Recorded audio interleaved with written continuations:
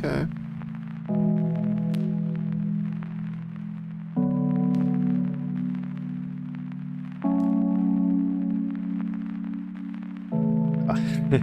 I thought I was muted there. Whoops. Well, I guess I can go ahead and get started. What up, Claytriots? It's your boy, Technically Clay, streaming at you from cloudy St. Louis, Missouri, with some nice, melancholy background music. How's everybody doing out there? I hope you're doing great. I'm doing great. I'm feeling incredible today. I'm feeling refreshed. Got my coffee, ready to go. Okay. Since the last time you saw me, let's see. Since the last time you saw me, what did I do? Well, let's see. I caulked a few more windows. That's right.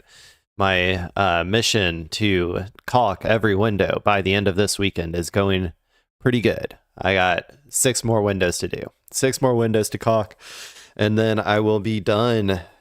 You know, that's one task down of the millions of tasks I got to do for this house. But, you know, it was something that needed to get done. So I am, pretty happy about that. Like to say I'm pretty good with caulk now. My caulk game definitely improved. When I started out, I was kind of fumbling around with the caulk. I was the lines I was making, I was using my finger a lot. Just sorry, maybe this joke is a little too inappropriate. I'm talking about the stuff that you put on the windows, people. Get your head out of the gutter. Or the stuff that you do to like close seams and wood or whatever. You know what I'm talking about. Anyway, I did that. Then me and my wife, we went thrifting, and she found a couple good things. I didn't really find anything I liked that much. And then we went to go see the new Star Wars movie. That's right. We went to go see Mandalorian and Grogu. And my thoughts are that it was it was okay. It's like 5 out of 10 probably. My general thoughts was this could have just been a Netflix movie or a Netflix show. Like it wasn't. I don't know if it really needed to be in theaters. Also, on a side note, the food that I got wasn't as good as it usually was, so that was a little bit annoying as well. But anyway, my primary complaints with the movie is that it felt like there were times where I was just kind of bored. I was like, this plot could be moving along a little bit faster. Like that was issue number 1. Issue number 2 was, I think that the casting for the main Hut guy, the kid, I forgot his name. I didn't like the way that he talked. He just sounded like some dude from New York. Like imagine if you're talking to Jabba the Hutt, but he just talks like some dude from like Brooklyn. It's like, why does he talk like this? Every single other person, every single other like Hutt species, those slug dudes, I forget what they're called, that I've ever heard talks in this like weird, slow cadence, like this, like they have like a distinct way of talking. I'm like, this dude just sounds like I said, like he grew up in Brooklyn or something. I didn't like that. I thought it didn't make any sense. The CGI on some of the people was a little bit like I didn't think it was that good, to be honest. Even that the main hut guy or whatever, I thought his CGI I didn't think was that great. So I don't know, there were just things like that. Like I think they also overdid it on the screen wipes this time. Like I like the Star Wars, interesting screen transitions from like one scene to another where they do like fun screen wipes and stuff, but I feel like they kind of overdid it on this one. At the end I was like one part that was really noticeable is when they did a screen wipe from like nighttime to daytime. So it was essentially like, okay, they screen wiped for like an hour of time. Like usually I feel like those are supposed to imply like that a long period of time has passed, and it was literally like, okay, a couple hours passed. I don't know if you needed to screen wipe for that one. So I don't know, there's just a lot of stuff that I just didn't really like that much from the movie. It kind of had some of that Marvel-esque stuff too that I'm getting a little tired of, like kind of quippy things or whatever. So there you go. But yeah, I mean, it was still like, the some of the I liked the big dragon serpent monster thing. I thought that was really cool. The twins I thought were interesting characters, even though they didn't have a ton of like, characterization, I feel like. But and I think the some of the set designs and like the backgrounds, or like the world that they built, like, or like the design of the world, I thought was pretty good. So anyway, that those are the few things that I kind of liked about it. And so yeah, it was like 50-50 if I had to say. That's my like 5 out of 10 is what I would give it, probably. Then after that we came home. I think we just I played some more Slay the Spire. No luck yet on Ascension 10. If I'm feeling like it after this stream, I might go try and do some runs. We'll see how I feel. And then also I might do some runs on stream, I mean. And then we watched we finished off that Duffer Brothers show. Something very bad is going to happen. And my complaints from the beginning, from the last time that I talked about it, are basically the same. I feel like it really, the back half of it was so much less suspenseful. And so like, it became very predictable because exactly what's happening. So I mean, I'm not going to spoil anything, but yeah, it basically went exactly as I was expecting. After we learned everything, it was like, okay, well, there wasn't any big surprises in my opinion. So, so yeah, we finished that off. The beginning was so good, I feel like. So I want to give it like a 6 out of 10, maybe a 7, somewhere around there, 6.5 out of 10 or something, if I had to give my opinion. So yeah, we watched that, went to sleep, woke up, I did a couple chores, made some coffee, and then I came right here. I didn't work out today. I'm probably not gonna. I couldn't motivate, man. Whatever. This will be a one leg day week instead of a 2 leg day week. If I feel like doing it tomorrow, I can, but we'll see. We'll see how I feel. Also, I guess I didn't even realize this is Labor Day weekend, so I have Monday off as well. So I'll probably stream early on that day as well. So, okay. Yeah, that's everything. And then obviously I came right here to be with you, beautiful people, with you, the viewer. Hello. Yeah, today we're going to be going over news of the day stuff, typical technically Clay content. You know it, you love it. We're going to talk about the news. We're going to, I'll give my analysis on stuff, and everybody's going to have a great time. So yeah, let's go ahead and get started. Let's get started here. Let's start with probably, I guess, I mean, in my opinion, probably the biggest news story from yesterday, which is that Tulsi Gabbard, the anti-war person, the anti-war adult in the room who is going to keep Trump out of all of the endless forever wars that plagued every previous administration, and obviously failed at doing so, is gone. People, Tulsi Gabbard, with her X-Men rogue hair dye thing. I don't know if it's dyed or if she actually has one of those. I knew a person in high school, by the way, who actually had like a gray strand on their hair, and it was like they were just born with it. So it might be legit, but anyway, we're going to talk about Tulsi Gabbard. Why she got fired, I don't really, okay, sorry, she resigned, but come on. I don't 100% know. Maybe we can get a little more info from CNN here. So this is Tulsi Gabbard resigning as Trump's intel chief. Let's go ahead and get into it. Director of National Intelligence Tulsi Gabbard is resigning after about 15 months in the role of the Director of National Intelligence. Yeah, we want to get straight to the White House and bring in Kevin Liptak with the latest. What are we hearing right now? Yeah, and this is a significant departure. We do now understand that Tulsi Gabbard has informed President Trump of her decision to resign from the administration. And what she is telling associates is that she is stepping down because her husband is confronting a rare form of cancer. And so that is her rationale for stepping back from this very, very critical role at a very critical moment as the U.S. Remains at war with Iran, as President Trump weighs restarting the bombing campaign inside that country. Okay, so my initial guess, by the way, because I read that this had happened, and my assumption is that she was pushed out, probably, maybe for like trying to maybe push back at least a little bit on Donald Trump's war efforts. I am not a person that believes that Tulsi Gabbard was a principled anti-war person. Okay. I do not believe that.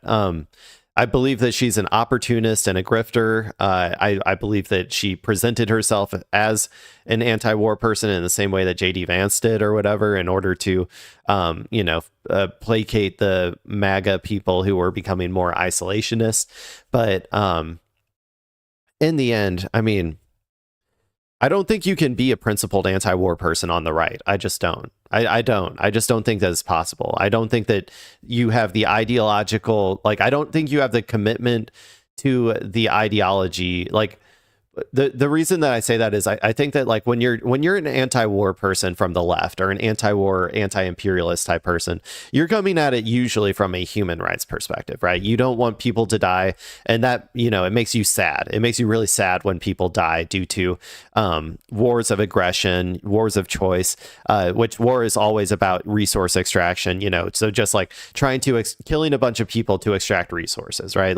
That is why people on the left are anti-war, and that sort of principled attitude is you going against that would be morally hard for someone like me to do. I to betray that part of me, the way that I feel about that inside of me, would make me feel like a terrible person. And so I would not want to do that. And I would rather resign personally if I was forced to be in an administration that was doing that sort of stuff, and I didn't have that influence.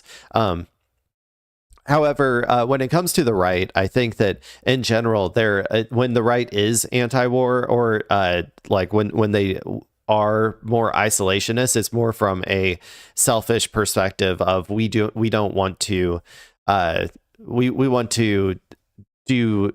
Well, usually it's more we want to focus on doing fascism here at home instead of, doing imperialism abroad. I think that's broad strokes what a lot of them feel like.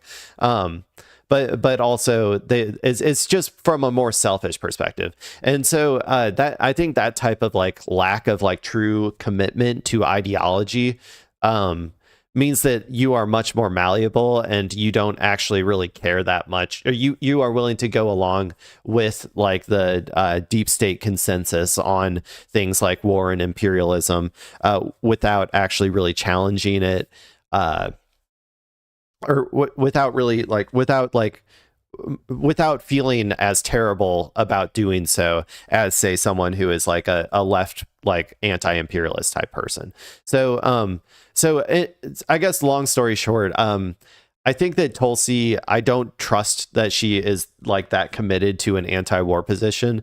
However, I do think that she is, she would probably be seen by the Trump administration as a like not one of the most loyal, I guess, maybe, or like a person like she probably wouldn't be viewed as like quite as loyal or sycophantic as some of the other people. So I'd say that, if, in my opinion, that's probably the reason, like the real reason that she's being pushed out.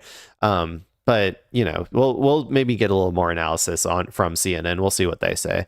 But yeah, that's my initial this will thoughts. be a significant departure for the administration. And so Tulsi Gabbard telling the president today that she does plan to resign and that she's stepping aside for this ultimately very personal reason, which is her husband's health. Now, that being said, this has been quite a tumultuous tenure, I think, for Tulsi Gabbard over the course of this second Trump administration. There had been clear points throughout the last year and a half when she did seem to diverge with what the president was trying to do. You know, she came to this job with a very clear anti-war background. You know, she herself is a veteran. She talked before she was in this job, when she was a congresswoman from Hawaii, about not starting foreign wars, specifically about not starting wars with Iran. And over the course of this conflict, she really did not have a very visible role whatsoever in confronting the Iran threat. She had been essentially cut out of some of those conversations. You know, the president did seem... I mean, that is true. I do think they sidelined her to some extent. But I don't think that she really tried that hard, to be honest, to try to influence the president to not do this. I honestly don't think so. Maybe she did. Maybe behind the scenes she was actually like doing the best she could to try to stop him from doing this. I just don't really buy it, man. I think she's a grifter, dude. I think she's a grifter. To task her with some different roles. You'll remember she was down in Fulton County, Georgia, when the FBI was raiding a voting office there. It was sort of a strange sight to see the DNI down in Georgia when the FBI was conducting that raid. She also put out a report sort of downplaying the role of election meddling from Russia. Both of those, I think, meant to put her in the president's good graces. But despite all of that, there had been these clear tensions. And so now we're understanding that she is going to be leaving the administration. We do not yet know at this point who may replace her. This is a very, very critical job. You know, it was created in the aftermath of 9/11 to try and coordinate all of the government's intelligence streams. So at particularly a tense moment, it will be critical to get this job filled. But at least... Yeah, I mean, my understanding of national intelligence, like the organization or whatever, or director, I guess, I don't know if it's a position or an organization, but my understanding is it kind of sits on top of all of like the CIA, the FBI, the Homeland Security, like all of the agencies, and kind of like coordinates between all of them to like share data and share because like a lot of these organizations originally were kind of like all disconnected and doing their own thing, and nobody really knew what the others were doing and stuff. And so the goal was to try to like bring everybody onto the same page, especially like getting them all on the same page when it comes to like what the executive branch wants and stuff. At least for now, Tulsi Gabbard saying that she will no longer be the director of national intelligence. Yeah, especially as the United States is at war in the Middle East, it's notable that the director of national intelligence is departing. I also just want to talk about sort of the policy positioning of where Tulsi Gabbard was in terms of director of national intelligence. We heard at points that debate sort of, I guess not so much debate, a difference in stated position between what we heard from the president at times, sometimes it was Steve Witkoff, in terms of the ability for Iran to get a nuclear weapons grade weapon. And then she would often say that the capability was obliterated. I wonder, for you, who just follows this space so closely, what did you see the most significant in her dynamic as DNI here?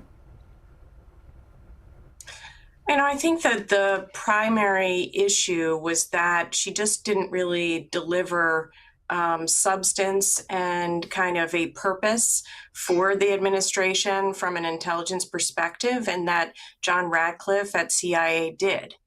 And so the contrast between them and the ability of them to represent the intelligence in a way that, I think that Director Radcliffe is just more artful in threading the needle. Well, and let's also not discount, like, she is a woman, and so Trump's a sexist dude, man. Like, I think are all of the people that he's fired or ousted so far, have they all been women? Like, I think that he genuinely does not think that women are as competent as men, and so I think there's that aspect as well. I do think that plays a little bit of a role here. Just more artful in threading the needle, and then behind the scenes providing really value added, because the CIA has that value added, right? They have deeper analytic core, and then they have the operational capabilities that, of course, ODNI doesn't have. And so I think that, it's the divergence of views that were very core to who Tulsi Gabbard is and was, that never really synced. And then just, the value added or lack thereof.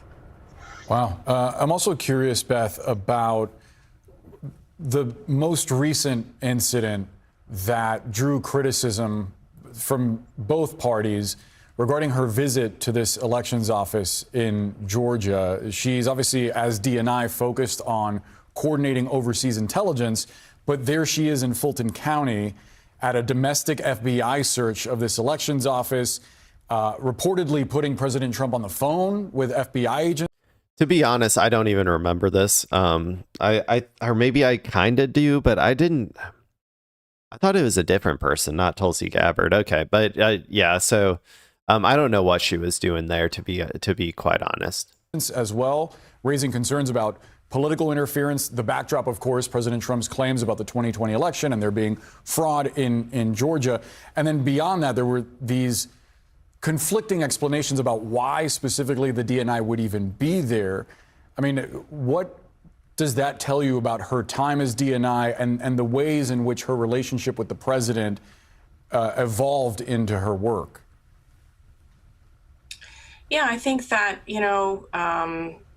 the DNI Gabbard was in search of a mission that was of value to the president. And, there was this kind of joke, very sad joke from her perspective, where her initials, DNI, stood for do not invite to all these foreign policy meetings. And you would see that she was completely absent from Mar-a-Lago during the Venezuela operation, during the Iran operation. And so, well, I think that she probably didn't play the game with Trump right, if she really cared about that. Like, I think that she would have had to be more sycophantic if she wanted to have this, like, somewhat opposing viewpoint of, like, being, like, not wanting to be, like, seen as pro-war or something. I think that she would have had to be, like, a lot more sycophantic to Trump. And it's also an easily replaceable position. So it's, like, different than, like, JD Vance, who is, like, vice distancing himself from, like,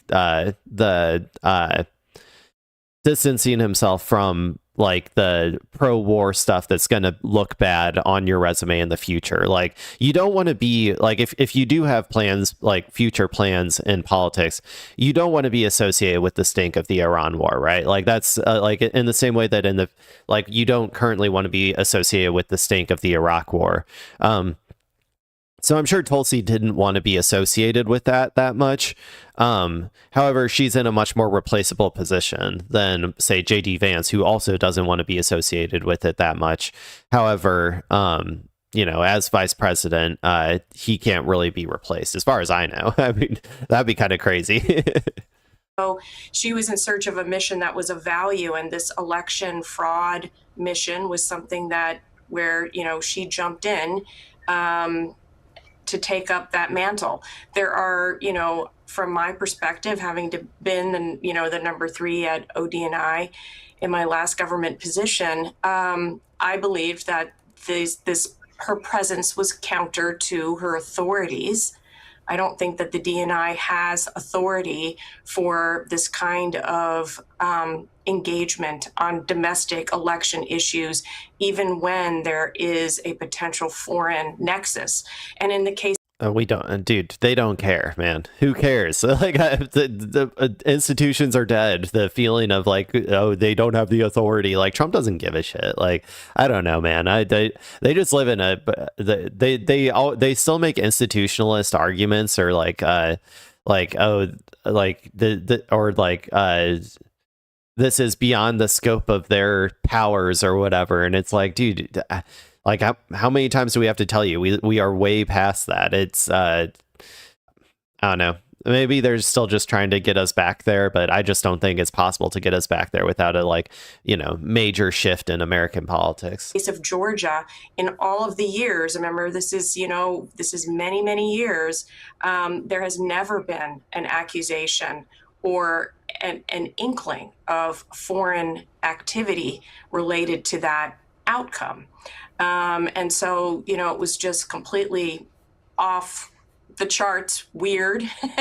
And then, just from my perspective and from many others. And I guess the reason that I get a little bit annoyed by this is because I think that this doesn't help really with the, like, yes, he's going to steal elections or whatever. The institutions aren't coming to save you, ma'am. Like, I'm sorry. Like, they're not going to come save you. The institutions aren't going to save you. The only thing that matters is power and accumulating power to be able to fight back against this. And so I think a lot of these people who are like, I feel like they're like wish casting that like our institutions are going to like come and protect us from the excesses of Donald Trump. I'm just trying to explain to people that they're not. Like, that it's not, the institutions aren't going to come save us. It is all about power. And the only thing that will stop these people from doing things like just blatantly stealing elections or whatever in the future is to be able to build and organize enough power in order to fight back, either directly, like through like your state, your local election cycle, having people posted out there with guns or whatever to protect them, like that sort of stuff, from these types of ballot initiatives, like literally going to war with the federal government if they decide to try to invade your state and steal them. Like that's like state power that you could use against them, or organizing like worker power, like going on general strikes. If Trump decides to try to steal the election, then everybody goes on a general strike. We grind the entire country's economy to a halt for the foreseeable future until he recognizes the will of the people. Like, there's that kind of power. I'm just saying, I'm trying to get people out of the mindset that the institutions that we have are somehow going to come save us from this. They're not. So that's why I like point.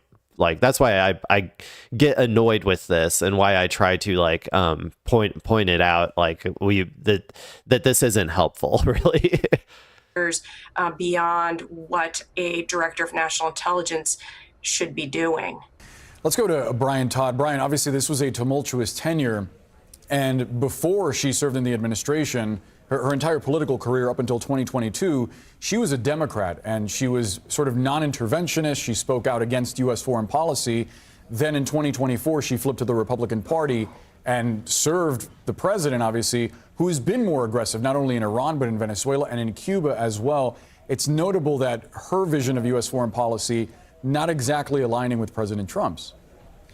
That's right, Boris and Omar, that is correct, and it is unusual for a director of national intelligence. It's like, well, then why would you go to the Republican Party, dude? Like, you can say what you will about Democrats. I mean, a lot of them are warmongers too, but like, the Republican Party is like the party of war. Like, they are war hawks. Like all of the hawks, like the worst hawks in our country are all in the Republican Party. Like that, they are the war hawk party. They are going to get, like, if Republicans are in charge, they will get us into more wars than if the Democrats are in charge. Like I said, many Democrats are also war hawks, but at least there is a actual core, like there is a core underlying anti-imperialist like sect of the Democratic Party, and like the Bernie-crats, like the left like populist sort of people who are genuinely anti-war, from like a moral perspective. And so if you want to be anti-war, I'm sorry, you can't be in the Republican Party. That's just, it's anathema. It doesn't make any sense. To leave office, basically at the height of tensions with Iran, and as this conflict has not come to a full resolution as of yet, it's striking that she's leaving during that. And that's why she's a grifter, man. Anybody who like, you should know this. You've been in politics for this long. You should understand this dynamic. You should be able to read and understand that that Republicans are not actually principled anti-war people, that if they are isolation at all, it is from a selfish, like not very strong, like willed perspective. It is a very malleable position in their brain. And so you shouldn't be like banking on that to be like on them to be your anti-war party, in the same way that like the voters, in my opinion, it annoys me that they thought that Trump was the anti-war president in the election, like in the election cycle. And I put a lot of my blame on that on Kamala Harris's messaging. Don't get me wrong. She did not do anything to make people think that she was going to be an anti-war person. So to some extent, I don't like completely blame, the average voter for like misinterpreting that, but I do wish that like people were able to like see things like this a lot more clearly. But we do live in like, our society is specifically designed to obscure this as much as possible. So what are you going to do, right? Period. And again, not only to emphasize what Kevin said, he emphasized that she's been controversial in a number of ways. As what Kevin mentioned, when she went down to Georgia in January, taking a look at what was going on there and trying to help with this investigation into alleged voter fraud in Georgia, that really turned a lot of heads, simply because that was not. I think I'm done with this. I think I'm done with Tulsi Gabbard. I kind of gave my thoughts on her. Like I said, I think she's kind of a grifter. I do think that she probably didn't play the game right when it comes to Trump in terms of trying to stay in the administration if she wanted to. I think that she's really like this type of person. Also, there's not going to be any constituency for either in the future. I don't think, like Tulsi Gabbard, maybe she could convince right wingers that like she's on their side or something. But I just don't. I don't know. If you're a right winger, you're probably going to look for someone who's a little bit more like, a little bit more in the MAGA cult than Tulsi Gabbard, who is a recent, a recent immigrant from the Democratic Party, like where she was more of like, a standard lib or whatever. Like, I don't think that she'll be able to attain a ton of power on the right as well. And then she's definitely not going to be seen as any sort of like sincere person on the left or with liberals either. So but yeah, I just think that she probably didn't play the game right. Also, like I said, she's a woman. Trump seems to love firing women. Like, it's his favorite thing. So there's that as well. So okay, there you go, people. That's my analysis on Tulsi Gabbard. Bye Tulsi. Go start a podcast. Go hang out with Bongino and all the other people who were sent to live on a podcast farm up in Maine, where we'll never see from them again. Let's go to the next video. Okay, we're going to go to this one. This is we're going to talk a little bit about Iran, or like kind of related to Iran. This is going to be about the, I think, war powers vote. So apparently they were going to have a war powers resolution vote in order to, I think decide whether to fund the war, if I had to guess. Or no, it's war powers is about the authority. So the way that our government is supposed to work is that certain parts of the government, like the executive branch versus like Congress and the legislative branch or whatever, are supposed to have certain powers, right? And the legislative branch is supposed to be the one who decides whether we can go to war or not. That's how it is. So, or that's how our country was designed. It's not how it works anymore, though. Now it is the executive branch decides to go to war. And then, so technically the president is breaking the law. When the president decides to go to war without congressional approval, he is breaking the law. He should technically be thrown in jail, and prosecuted for breaking the law. However, that also doesn't happen. So the way that our government actually works now is the executive branch does whatever the fuck it wants. And then afterwards, the legislative branch comes in and says, but for real though, and they have a vote and they're like, this time actually for real though, you actually are breaking the law. And so we're actually going to pass a law that says you're breaking the law. And it's a completely and totally dysfunctional form of government. It makes no fucking sense. But anyway, that's what they're doing now. They're trying to pass a law to say the president is breaking the law. And so they're going to try to pass this war powers resolution to say that he's not allowed to go to war with Iran, which he isn't just constitutionally either. So let's see what's going on with this. I guess the Republicans may have canceled the war powers resolution vote or something. The title of this is Chicken Hawk Motherfucker. Dem Congressman goes off on GOP for canceling Iran war vote. So, we got some Democrat curse words. They're cursing. They must be really mad this time. Let's watch it. These chicken hawk are going to send us home for Memorial Day weekend, where I'm going to honor my fellow veterans that I served 27 months in combat with. And they are going to not even give an up or down vote on continuing this war almost 3 months in, while Americans are paying almost $5 a gallon at the pump. It is pathetic.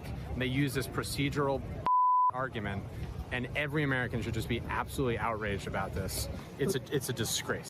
I will say this, weren't Democrats also avoiding taking a vote on whether to have the war or the war powers vote? Didn't Democrats avoid taking that vote before it started? Am I wrong? I thought I remembered that the Democrats also they also ran away and avoided taking a vote on that before the war started, because they wanted the war to happen. That's my interpretation of it, at least, is that the Democrats also wanted this war to happen. And so I don't really, this seems like a little bit hypocritical that now all of a sudden they want to have all of these war powers resolution votes. Honestly, I don't think that I think that now the Democrats would be happy to vote against the war powers resolution just so long as the war is allowed to continue, because I do think Democratic Party leadership still wants the president and the executive branch to continue fighting this war, because like I said, the Democrats have a big pro-war part, and a Zionist part of their party as well, that this war, as everybody knows, it's not for America, it's for Israel. And there's a large segment of the Democratic Party as well that wants us to do the bidding of Israel in order to try to destroy Iran in some capacity. Maybe some of them, though, maybe some of those hawkish Democrats are even now starting, though, to realize that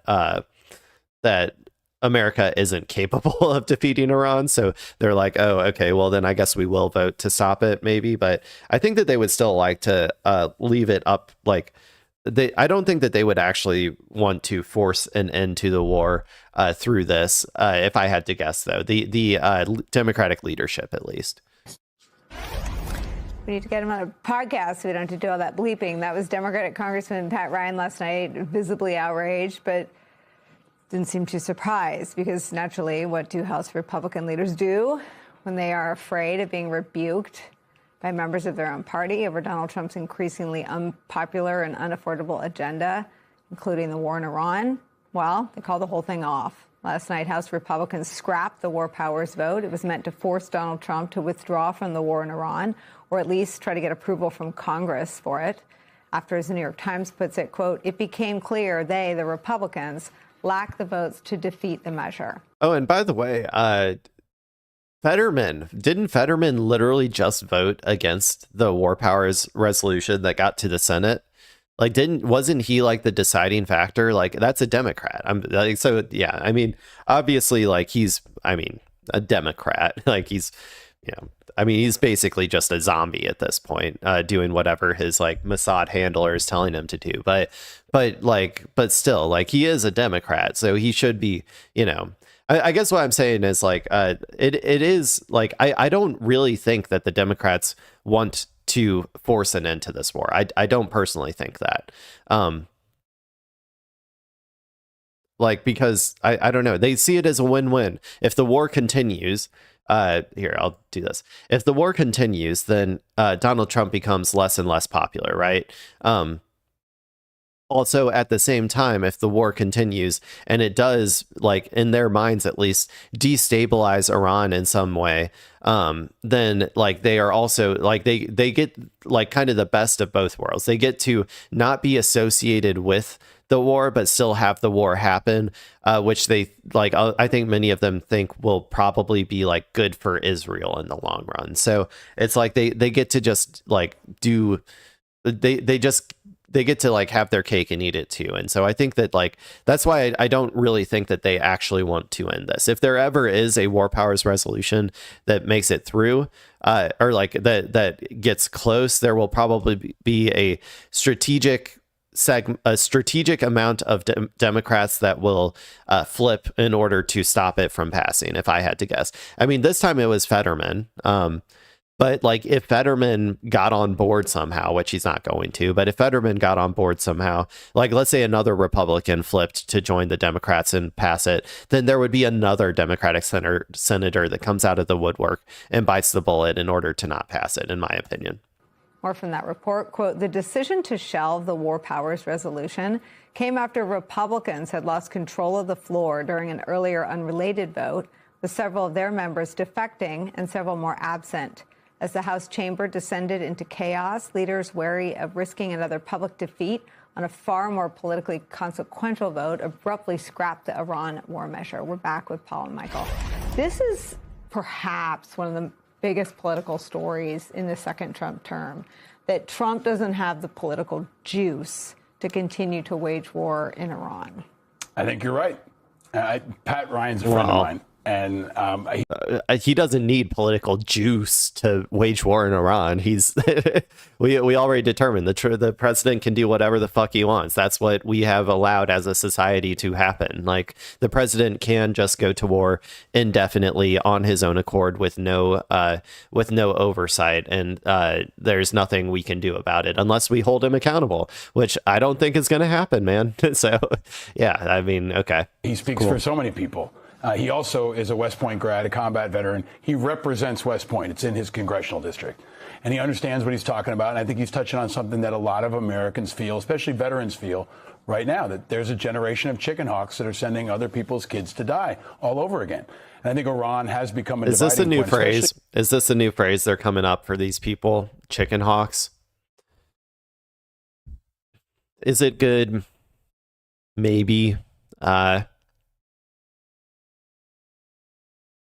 Like chicken hawk, maybe that phrase has existed. This is the first time I'm hearing of it. I guess it could be good. I mean, these people are like, you know, a lot of them do avoid service and then go and send other people's children to war. Like that is a true thing to do, or that they do. So, I mean, I guess it's a good name. I feel like there's a better name out there. I'll try and think of one.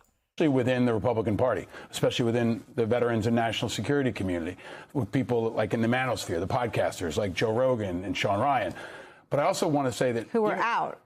They're done. They said, we're done. That's it. He said no regime change wars. And now Tulsi Gabbard's out, who her entire platform, she said no regime change wars more than any politician I've ever seen in the last 2 decades, right? But it's J.D. Vance. Yeah. And it's also Congress is also the dog chasing the car, because Iran's already underway. The question is, can they stop Cuba? Because he said Cuba's next. They're communicating it. You know, like there's probably an over-under on the poly market now, whether he does. Guess what? Same thing, same problem. The Democrats want to go to war with Cuba. They do. A lot of them do. A lot of them do. And they will not stop Donald Trump from doing so. By the way, like I said, it's illegal. It is illegal for the president, for the executive branch to unilaterally declare war. You can hold him accountable by throwing him in fucking jail when he does it. You know, like you can. That's like how it's supposed to work. When you break the law, you're supposed to be thrown in jail. However, they're not going to do that, obviously. But they're also, if it came up for a vote, to stop going to war with Cuba, there would again be a strategic number of Democrats that will cross to align with the Republicans and allow the war to continue, because they also fundamentally want that war to happen in the same way that they wanted the war with Iran to happen. They might want that one even more, because they feel like there's a higher likelihood of success, whatever you deem that to be, in Cuba from like an imperialist capitalist perspective. So, yeah, I mean, I don't think it's not a very hard prediction to make. I assure you, like if Kalshi doesn't have the odds like correct, like they will allow him to go to war with Cuba. They will, I promise you. Said Cuba, because Iran's already underway. The question is, can they stop Cuba? Because he said Cuba's next. They're communicating it, you know, like there's probably an over-under on the poly market now, whether he does it before or after July 4th. But they didn't stop him on Venezuela. They didn't stop him on Iran. They have an opportunity to stop him before he starts combat with a new country. And Cuba is that. Again, Venezuela. They like that. The Democrats like what happened in Venezuela, man. I was watching all of the fucking corporate Democrats come out and be like, yes, he is a terrible leader, and we are happy that he has been arraigned and taken to our American prison system or whatever, to like face the whatever penalties they think that he deserves, like what's his name, Maduro, right? They were so happy about that, but then they said, but from a process perspective, he really should have gone through Congress first. Like that's what they said, right? So they also wanted that one, man. It's not like I don't know. I feel like sometimes I'm just so doomer about the Democrats, but they haven't given me that much of a reason not to be doomer about them. That dividing line. I think we have to try to push that to the forefront and see where Republicans stand on that, because in some ways Iran's already underway. Well, the thing that people say, and they point to Indiana and they point to Cassidy and I guess Massey and say, well, he's still really powerful in the Republican Party. You can't say that without pointing out how small the Republican Party is right now. It's shrinking by the week. Yeah, I think Massey's really, really important. I've been talking about this a lot this week. I mean, he just carved out a whole new lane for a presidential campaign just by running against Iran, against the tariffs, in favor of releasing the Epstein files, and against Trump. That's a presidential platform that's pretty popular. In either party. In either party, or no party at all. He could also run as an independent and galvanize a lot of people. And he's worked across the line with Ro Khanna and others. So something's happening here. Whether the movement is going to be within the Republican Party to challenge Trump and whoever his successor is if he leaves power, or to actually break away. And they're representing a majority of the country that is against all those things, but also doesn't want to go to the Democrats. 45%.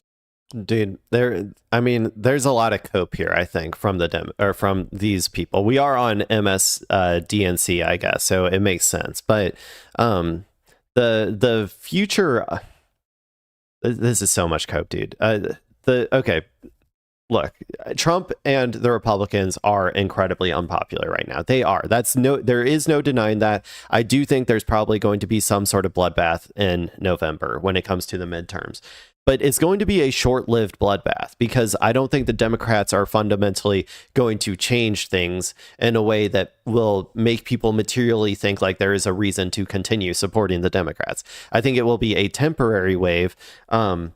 And maybe Trump will continue to govern so terribly and eviscerate the working class at such an unprecedented rate that 2028 will be a Democratic bloodbath again. I can't say for sure. but the problem is that there will be new candidates by then. It won't be necessarily Trump. It will be somebody new. It'll be like Tucker Carlson or Candace Owens or whoever the fuck, right? Who will be able to regalvanize the base of regalvanize the base of the party, the same base that is MAGA right now or whatever, but then also to pull back in. They can they will be able to grift through and pull back in all of those independents and moderate Republicans, kind of anathema, but whatever. I'll just use that terminology. They will be able to pull them back in by just saying, actually, Trump, he made a lot of mistakes. He said that he wasn't going to get into any foreign wars, and then he got into multiple foreign wars and did a bunch of war stuff. And me as I am a true isolationist. I promise you, this time we're being serious, and this time we are not going. We will do everything. We will truly actually make America great again this time. Donald Trump, he tried, and he was just corrupted by the deep state. But this time, let's say I'm me, Tucker Carlson, I am going to actually deliver for you the true end state of the MAGA movement. That's what's going to happen, and they will pull all of those same people right back in if the Democrats do not actually very quickly fix the material underlying conditions of the working class. I'm telling you, it will happen. They will flip all of these moderates and independents who are fleeing the Republican Party will flip right back as soon as their conditions do not improve under a Democrat presidency. That's just how it is. So, or a Democrat leadership, or if people just don't see their lives improving, that's why you need a Mamdani type who is out there showing what you can do with just the desire to actually help people. The desire, if you just have an actual desire to get things done for the working class, you can very easily become incredibly popular and actually have a mandate of a multi-decade mandate of people wanting you to be in charge, like they did with FDR, right? So I don't know, man. I don't know. I get really worried when people just think that we can rely on the unpopularity of the Republicans as an actual as an actual strategy. It's not a strategy. That's a lack of strategy. That really scares me when they talk like this, because this is, like I said, this is MSDNC. They're talking in the same way that all of the consultants behind the scenes in the Democratic Party are talking. So I don't know, not good. Percent of the country is independent and unaffiliated, and they're looking for voices who represent that angry majority, especially on national security and regime change wars. It's amazing how wide open this question of national security is right now, Michael Feinberg. Yeah, I'll be honest. I'm not quite as ready as you two to put up the bunting and celebrate at the Republicans' newfound discovery of integrity in the spine, because all we've got right now are, to use a word I hate, vibes. We don't have concrete actions. There haven't been votes on any of these things. There's been rhetorical pushbacks. There's been rumors leaking out of closed sessions. And when push comes to shove, the Republican voters have not supported the individuals who've pushed back. And the individuals who claim to push back, when the moment of crisis comes, don't. Mitch McConnell could have stopped all of this in that speech you played earlier, and didn't. So I'm not confident that Republicans are actually going to have the mettle to follow through on this. I'm with you. I appreciate the gentle. Duh. What? Okay. Cool. I've never seen someone talk so in such a serious cadence and say absolutely nothing. I was like, I was like, when's he gonna get to the point? This is all just obvious knowledge. What's he trying to say, dude? I don't know. Okay, cool. I already gave you my analysis, man. They are not engendering much confidence in me. the Democrats are. I mean, or aren't. I don't trust them to be, to actually sincerely vote, or like to actually go out there and like have enough people to actually like vote to stop the war.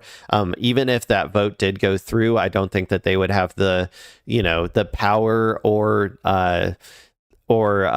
messaging to like capabilities to be able to impose that decision on the president, like through impeachment or whatever proceedings that would be, desired to do so. They just don't give me a lot of hope, to be honest. So, okay, let's move on. We got all doomer pilled about the Democratic Party. So let's move on. Let's have a little bit of fun. This is a New York Post segment, people. It's from Fox News. It's Fox News covering New York Post. So we got Unhinged. It's like a unhinged Inception, like just like layers upon layers of Unhinged. You have the original Unhinged article, and then you have the unhinged commentary on top of the unhinged article, and then you have my unhinged ass on top of all three. just talking about it. So okay, let's go ahead and watch this. This is about, apparently Ivanka Trump was reportedly targeted in an assassination plot. The article here says Ivanka terror plot. Militant had plans of first daughter's house, planned killing as Iran revenge. We'll see how serious this is. I don't know if it's going to be that serious, but let's go ahead and watch it. Welcome back to Fox and Friends. We're going to lead with a Fox News alert. A suspected terrorist with ties to Iran allegedly targeted Ivanka Trump for assassination. Sources telling the New York Post that the man behind the plot is the IRGC-trained Iraqi national taken into custody just last week. The plot against Ivanka reportedly responds to President Trump killing Iranian military chief Qasem Soleimani. A source telling the Post that the suspect, quote, went around telling people we need to kill Ivanka to burn down the house of Trump the way he burned down our house. Here with reaction Is that what they mean by assassination attempt, though? Was him just saying this, like, we need to take out Ivanka like they took out Khomeini? Like, that's not a whole lot of evidence. I hope that they have more evidence than that. Is the national correspondent for the Daily Signal, Tony Kinnett. So great to have you out here in Indianapolis, Tony. So this is a really wild story involving this Iraqi national who was arrested last week in Turkey. Well, this is an individual who's actually been complicit. Wait, he was arrested in Turkey? Is it on behalf of America, or was it on, did Turkey just decide to do this on their own accord? That's okay. That's a little bit of a curveball. I was expecting this to be someone living in America. Either the planning or the execution of a number of terror attacks on Jews and Americans around the world, both in New York as well as Amsterdam. He's also suspected of being involved in a couple of attacks in Belgium. So this is an individual we've been looking for a while. He was just arrested in Turkey on May 5th. Wait, suspected of... Okay, so this person has engaged in acts of terrorism before? Okay, well, if that's the case, and I mean, we'll see, I guess, when it comes to the trial, judging by Jeanine Pirro's track record of charging people with terrorism, she has not been very successful. So we'll see if that all pans out. But if he did actually, engage in acts of like vigilantism like that, like then yeah, he should probably be tried for that stuff. I don't have a problem with that. I thought this was going to be a little bit sillier. So I guess this might have been an actual person who like committed acts in the past. So maybe it's a little bit more serious than I thought. 15th. And so we're learning, Tony, more a little bit of what this IRGC terror suspect said. He said this as well. I say to the Americans, look at this picture and know that neither your palaces nor the Secret Service will protect you. We are currently in the stage of surveillance and analysis. I told you our revenge is a matter of time. So, Tony, are we? I mean, this I don't necessarily disagree with. our adventurism and like our misadventurism, I guess, when it comes to destabilizing the Middle East constantly for decades now, inevitably leads to blowback. Like it's a consensus in the scientific field that blowback exists, and it happens. If you constantly destabilize regions, then it will breed animosity towards you, and eventually there will be, acts of resistance against your country. Like that's just inevitable. It will happen no matter what. That's just the nature of the human condition. There's nothing you can do to stop it. No amount of like AI surveillance, no amount of police suppression, no amount of anything like that will ever be able to stop it. No amount of like I don't know, TSA funding or whatever. Like it will happen eventually. They're like these things it's impossible to go unpunished. So I don't necessarily disagree with his statement here.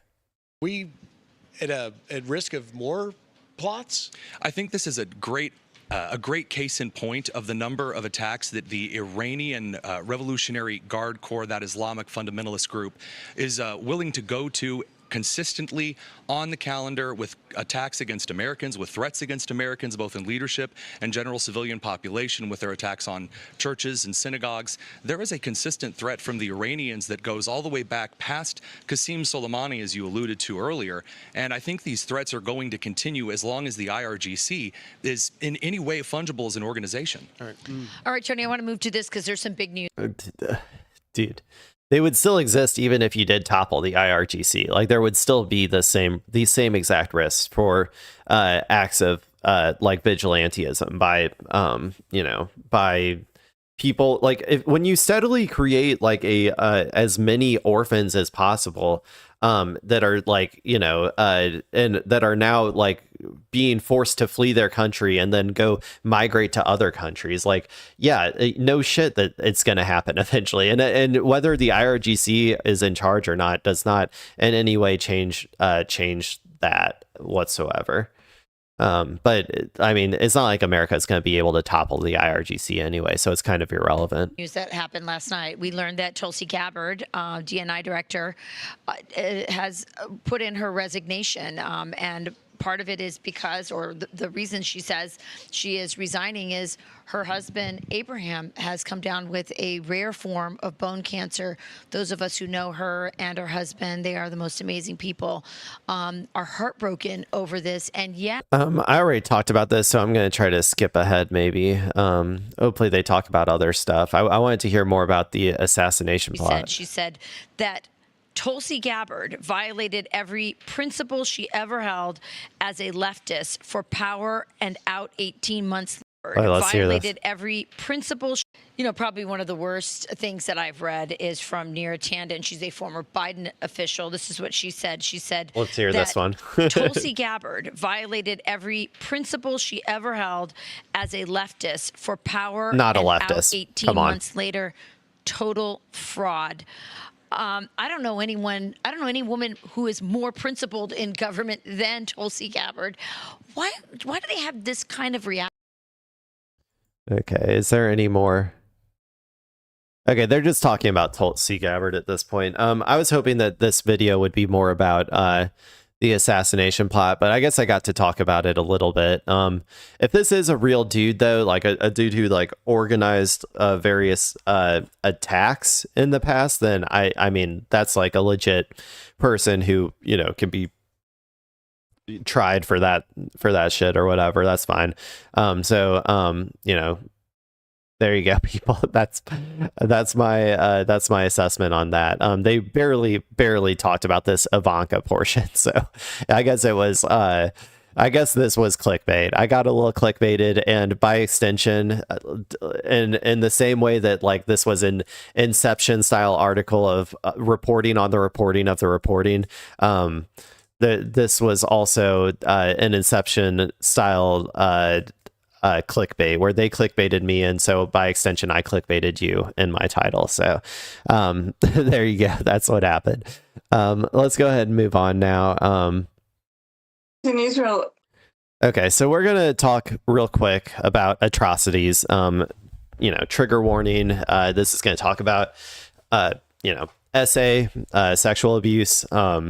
You know, when you're talking about Israel, you know, I think that it should just be assumed at this point that you might have to talk about rape or sexual abuse. But I still feel like I got to give the you know, I don't want people to just like, you know, get blindsided by it. So if you don't do well with that sort of subject matter, then yeah, you might want to click away. But anyway, we're going to talk about the Gaza Flotilla activists. So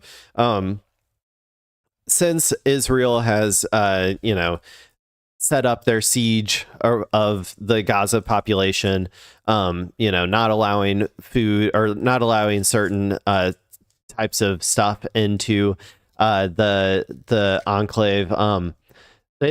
Stuff has gotten slightly better since the ceasefire. Don't get me wrong.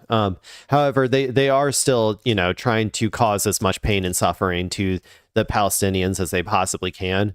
So there has been a steady stream of Gaza flotilla, like flotillas, people riding on the seas, like Luffy style, like straight out of One Piece, trying to deliver aid to the besieged Palestinians.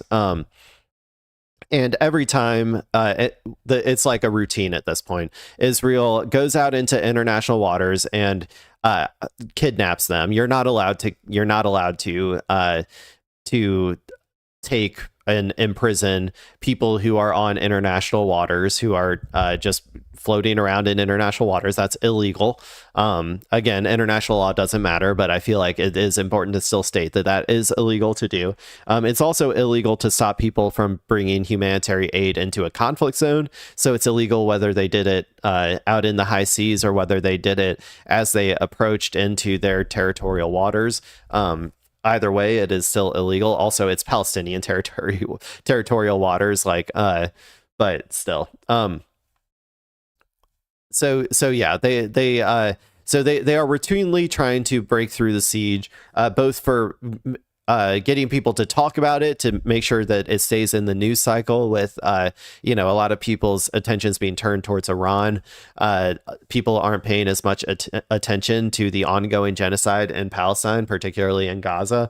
So they're doing it like to keep people's attention, but also to try to just break the siege. And get humanitarian aid in there. And then each time the Israelis go and they kidnap the people, put them through their Israeli rape dungeons. Jails that they have over there. And then they commit a bunch of atrocities against them, and then they let them go free, or like extradite them back, or not extradite. Send them back to the countries that they came from. And this has been a routine, sort of like, it's almost like, you know, they don't even have to think about it at this point. This is just like what happened. So let's go ahead and watch this. We're going to talk, or it's going to be about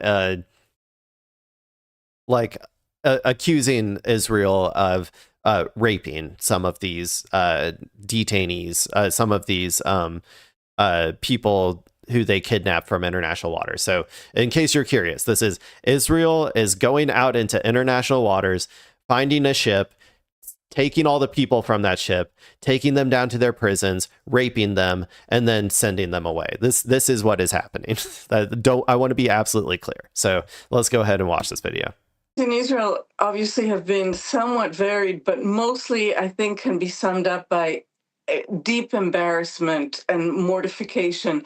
It's a very, very strange situation with this particular Minister for Interior Security, who is a man who had a long career as a... I think she's talking about Ben-Gvir. And they're probably talking about particularly this clip. Summed up by deep embarrassment. There was a clip of Ben-Gvir here, one of the worst people in Israeli society, which is saying something, like roughing up Gaza Aid Flotilla activists, just like having fun with it, you know, like grabbing them by the hair and ripping them, throwing them down on the ground, like, you know, just because he can, you know, as the as the colonizer, as like it's like, you know, when slaves, right, like there would be the slave master who would just like, you know, feel glorified by committing atrocities against their slaves just because they could, right? Like that's kind of like the energy that Ben-Gvir gives. And she's talking about how he's like some sort of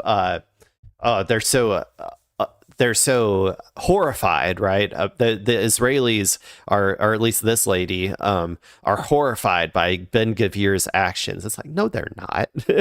No, they're not. Ben-Gvir, he used to be on the fringes of Israeli society because he was too extreme. He is now in one of the most powerful positions ever. Israel is rewarding people for being more extreme, which is obviously going to happen when you have a fascist Nazi ideology underpinning your entire country.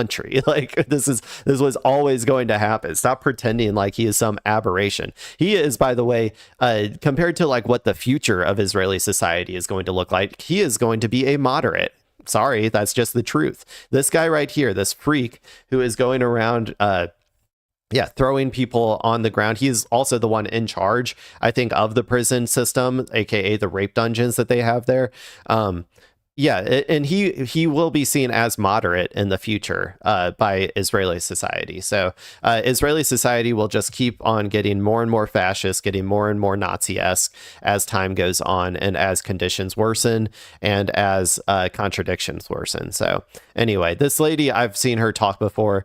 She gives like befuddled Zionists. Like she's like, how could this be happening in my country? Like, you know, like that's the vibe that I get from her. Like, which is very, very annoying to me. But let's keep watching. And mortification. It's a very, very strange situation with this particular Minister for Interior Security, who is a man who had a long career as a right-wing, overtly racist thug before being appointed to this very delicate job by Prime Minister Netanyahu. He has behaved illegally on so many occasions that at this very moment, the Israeli Supreme Court is hearing petitions ordering that are aiming to order Prime Minister Netanyahu to fire him for his illegal. Never gonna happen. Never going to happen. It is never, ever going to happen. That is if you honestly believe that this is going to happen, then I got news for you. You might be an idiot, because guess what? If they tried to force Netanyahu to fire him, Netanyahu would say no. That's first and foremost. He would say no because Ben-Gvir is incredibly important to his political power. And if Netanyahu cares about almost nothing except his political power. So that would not happen. Number two, if by some ungodly reason it did, guess what? The entire right-wing section of Israeli society would fucking riot. And they would destroy, they would start brutalizing, you know, Palestinians left and right. They would start rioting in the fucking streets. They would start breaking everything. They would start like destroying buildings and stuff. The West Bank would go insane. People would start, you know, just openly committing like Holocaust against Palestinians in the West Bank. Like this guy is incredibly important to Israeli society because he represents a large section of Israeli society. I don't want to say it's like all, but I will say it's the majority. Ben-Gvir represents the majority inside of Israel. And if you force him to get out of there, then you will have, it will be riots the likes of which you have never seen. You thought the people who went out there and rioted for those 5 Israelis who gang raped that Palestinian on live TV and got off scot-free because a bunch of people went out to riot for them. You thought that was something. Just wait until their glorious leader Ben-Gvir is tossed out. The streets will run like red with liberal, like any sort of liberal Israeli blood, and also with any Palestinian like brown person they can get their hands on blood. So and also I'm sure that they will also take a lot of it out on their Palestinian prisoners as well. That is not going to happen, people. That don't expect anything good to come out of the Israeli state. You're not gonna end up be like, I don't know, it's just not going to work out for you. Use of his power in his position as minister. This is the case even before he posted really what was this very grotesque video. So the prime minister has been forced to distance himself from him. The foreign minister did the same. In Israel, there's widespread mortification. Cope. No, there's not. There's messaging happening. There is messaging to try to create the atmosphere of distance between these two, between Ben-Gvir and the rest of the political class. But there is not. And like I said, he represents a huge portion of the Israeli population. But also there's an interesting mirroring effect because Ben-Gvir has been abusive towards protesters against this government. He has been extremely abusive, or has sent his police to be, against Arab citizens of Israel. And this has always been seen as an internal matter inside Israel. Now, because he directed this sort of behavior to foreign citizens, what Israelis are seeing is how the rest of the world sees his behavior. And that is causing quite a bit of tumult in the Israeli public space. The rest of the world already knew what Israel was. I am honestly surprised that they even care at this point. Like, I'm honestly surprised even the politicians of these countries where these flotilla activists are coming from care at this point. To be quite honest, like, I mean, obviously, nobody cares when they brutalize Palestinians in much worse ways than they do these activists. So like there's that, but then also when they do it to these activists, I'm like, this isn't surprising to anybody. Like, this isn't, at least to the people, this isn't surprising. I don't really think that the politicians who are out there, like the, I don't know, Prime Minister of Spain or whoever who is out there condemning these actions towards their citizens, truly actually cares at all. I think that they are just trying to do like a pressure release on Israel, right? This could build, like, it could build into a movement of, if once people like see these videos and become really pissed off, and so they're just trying to do like a pressure release by saying we condemn it, and then they're not going to do anything about it, obviously. Like, yeah, it's not like they're going to like sanction Israel. It's not like they're going to stop sending arms to Israel. It's not like they're going to stop giving their diplomatic support to Israel. Like, they're not going to change anything. And the Israeli Foreign Ministry has dismissed this flotilla mission as a PR flotilla. And we also saw earlier this week that the US Treasury had also sanctioned the flotilla organizers, calling them supporters of Hamas. So does Israel view this flotilla? What the fuck, man? They're literally accusing humanitarian aid missions as Hamas now. This is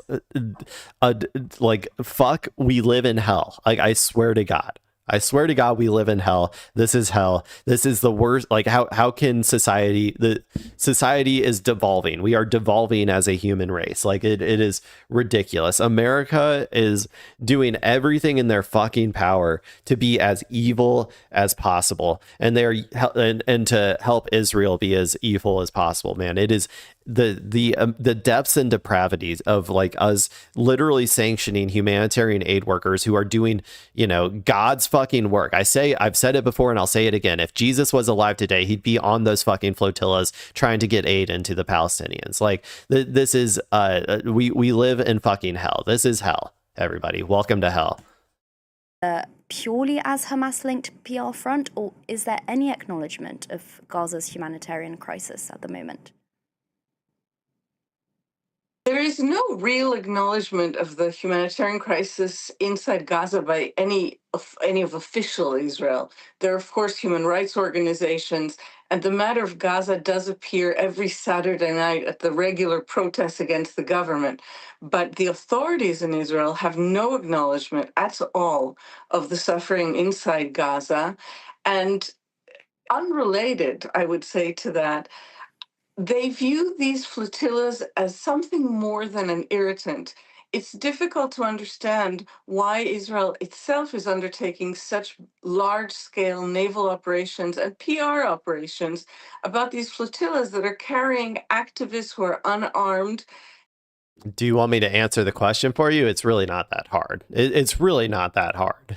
Like, I'm sorry. It's the same exact reason that they get fucking mad at Miss Rachel, like, because anything that humanizes the Palestinians, anything that they're reaching the stage of fascism where if you see someone even be nice to a Palestinian, it pisses you off, right? Like that is the level of fascism that they are at. Like for instance, in Nazi Germany, if there was an SS like person standing on the street, like a secret, police or whatever, right, and they saw someone like be nice to a Jew, right, it would piss them the fuck off, because they're like, no, those are the people that they're dehumanized. We are not supposed to in any way humanize them. It pisses us off. Like, and the same fucking thing is happening here in Israeli society. The reason that they are going after these flotilla activists is not because of the impact that they think the flotilla activists will have in terms of world politics, which I do think that they have some impact. I think that,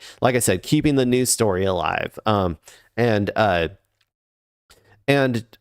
continuing to draw attention to the plight and the genocide of the Palestinians. That is important. I'm not trying to take away from what they're doing. Okay. But the reason that Israel is mad, I don't think is because of the geopolitical impact of what they're doing. I think it's because it literally infuriates them. It makes them hysterically mad to see people trying to be kind to Palestinians, in the same way that they got hysterically mad at Miss Rachel for taking a 5-year-old Palestinian amputee and putting her on, putting a spotlight on her show to show kids or to show people what it's like for a Palestinian child who has lost their limbs due to the monsters who live in Israel, right? So that is what is happening. That is why they take this so fucking seriously, is because they are hysterically mad about it.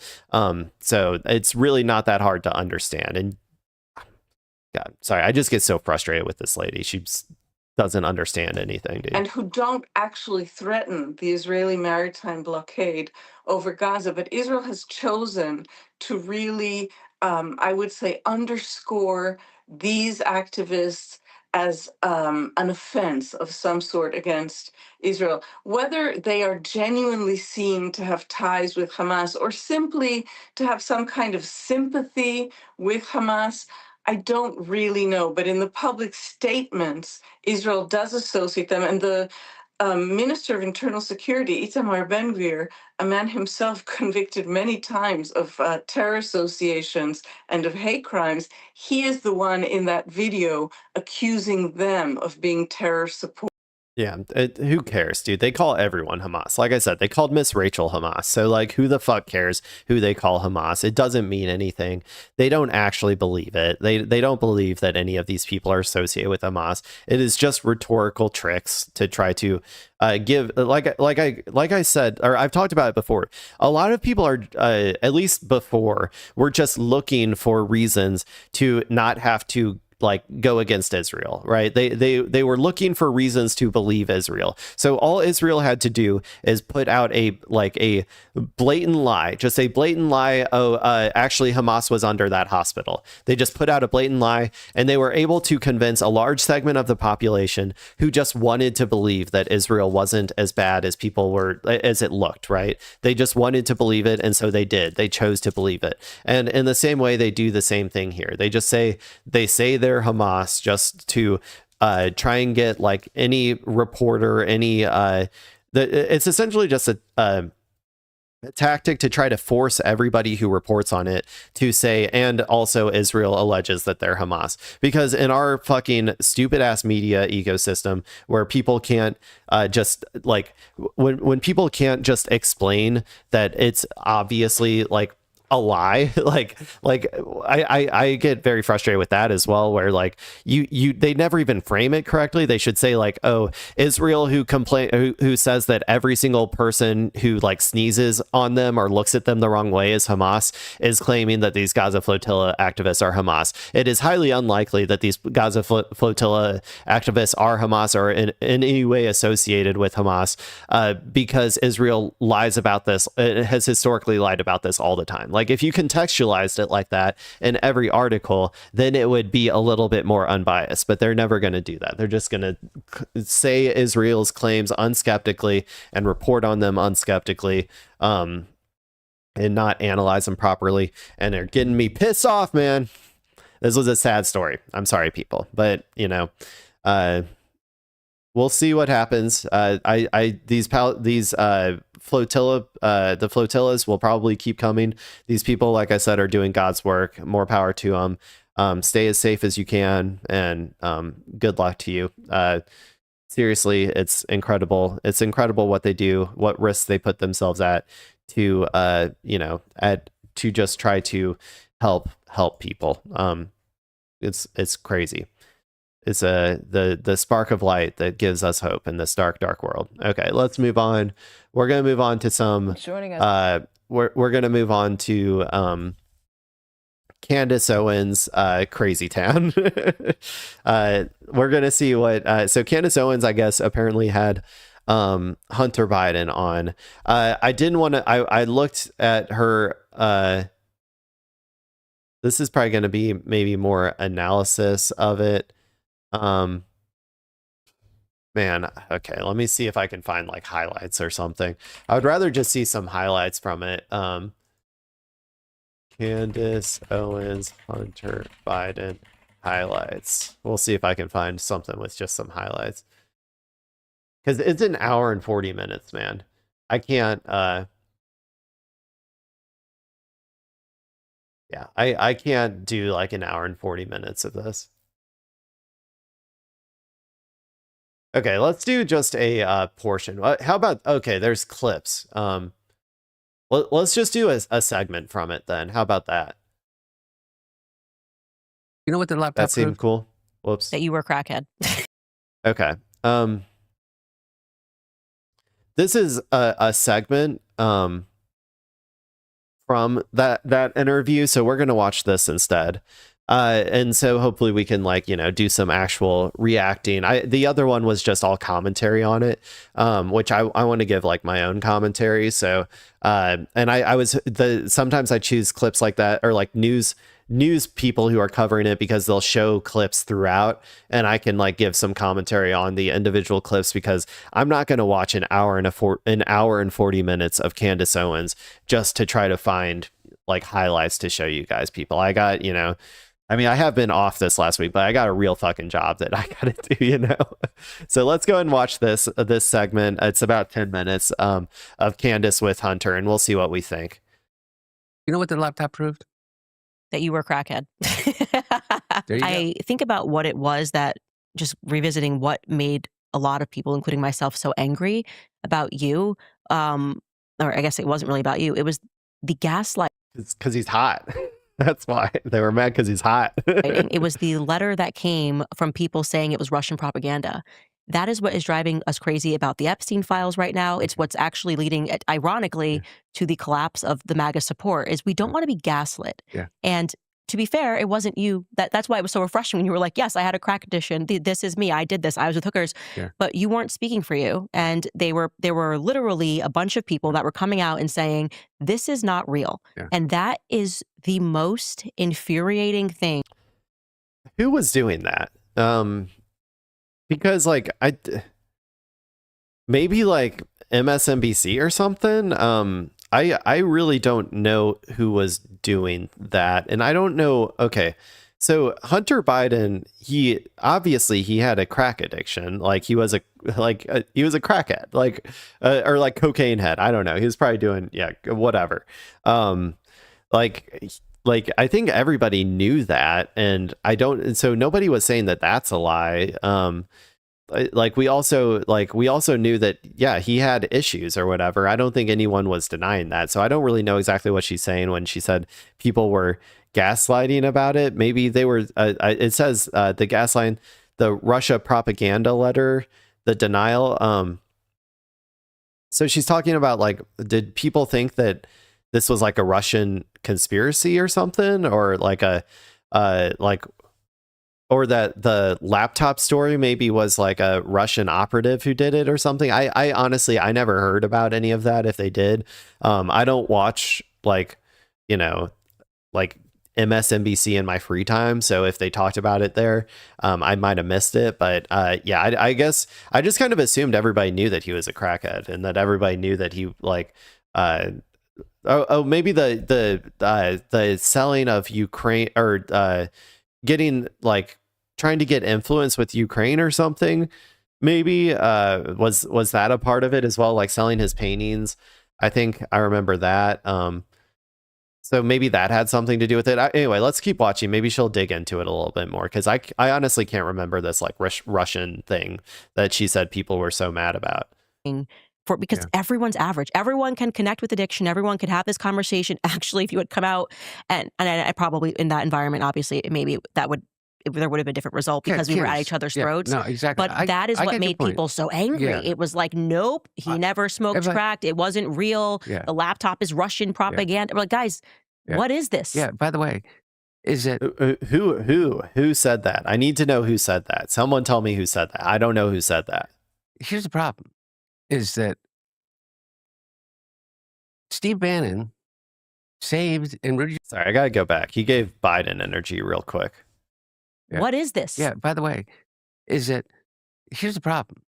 Here's the problem, man. Such a Bidenism, man. I guess they all inherited that way of talking. How's it going? Hello? My wife's saying hi, and one of our cats saying hi to you. Is that Steve Bannon saved, and Rudy Giuliani saved the quote unquote laptop, which, by the way, is like, if we can agree on that gaslighting, I will agree on the gaslighting of this. Is that there was never a quote unquote laptop. There was a hard drive of stolen and hacked material, wherever it came from, whether it came from a Delaware repair shop or whether it came, like Lev Parnas says, from Dmitry Firtash, who was trying to sell a hard drive of Hunter Biden's in Ukraine, that they were looking for before the laptop repair shop guy was ever. I do think it was bullshit. I mean, the official story of that this repair shop guy, like, hacked into his, like, hard drive, and, like, that he allegedly. Here's my quick understanding of the story: is that Hunter Biden left his laptop for repairs at a shop and never came back to pick it up. That shop owner then, like, opened up, hacked into the hard drive, and then looked through all of it, and then released, like, like revenge porn or whatever of Hunter Biden, like, having sex with, like, multiple women and stuff, like, just, like, trying to, like, mudsling for the Republicans, essentially, was, like, that's kind of my understanding of what happened. And that is complete and total bullshit. I don't think that a repair shop should be in any way allowed to do that. I don't think if I left a laptop at a repair shop, I don't believe that person should be legally allowed to go through it and distribute revenge porn of me. That's just my personal opinion. Wipe your hard drives, people. And if you're ever getting rid of your technology, get a strong magnet, take it to the hard drive. It should wipe it in its entirety. But yeah, like, this is I do think that is completely unacceptable. And I do think he has standing, by the way, to sue that guy for doing that, because that's completely inappropriate. For the twinkle in the eye, just go back and look at the record. Okay. So here's the thing: is you're absolutely right. And and this is like the freedom of being able to say this. It's like, yeah, they should have let me go out and talk. Yeah. But it was 2 weeks before the campaign, and then and then the election was over. Steve Bannon goes on and with his buddy Gao, the Gao. Chinese billionaire that's now in prison, and that is like a Chinese spy or whatever. Where he got arrested on his boat and all that crap. There is a go listen to it. Go listen to the recorded conversation in which they say, like, the laptop, like, we got him. We so we collected all the salacious pictures and we put them out there. And then Rudy went out and stood on the steps of the Newcastle County Courthouse with Bernie Carrick and said, this contains child exploitation, like pure, pure, just, so on both sides, you have this reaction, which I don't think was necessarily a coordinated reaction in the sense that, what do you do in 2 weeks? And so they come up with this and they say, and I don't get to go out and say, no, I was. But you know what I did? Is that come April, I write a book and I tell everybody I was addicted to crack. And here's my story. And here's what happened. And here is all of the rooms that no one would ever want to admit to being in that I was in. And it was like a blip on the radar because everybody was now fighting about whether there was kind of a suppressed story on Twitter and whether there was this gaslighting Twittergate, from, yeah. And by the way, or the Twitter files. You remember that, man? Oh, God. Matt Taibbi, I think, was a part of that. Man, they got what they wanted, though. Twitter is now the right-wing, CSAM-filled hellscape that they always wanted. So congratulations, Matt Taibbi. I am not here to defend any of But then those it's people. part of like the political machine where they're like, we have 2 weeks to go to the election. Yeah. We're going to do this denial, because we can't afford this right now, essentially. Yeah. And then we're going to table this, make it past these 2 weeks. Yeah. And then by that time, first and foremost, by your the way, father won, right? I'm going to go ahead and say this is one of the least unhinged clips I've seen from Candace Owens ever. I didn't know that she was ever not at 11.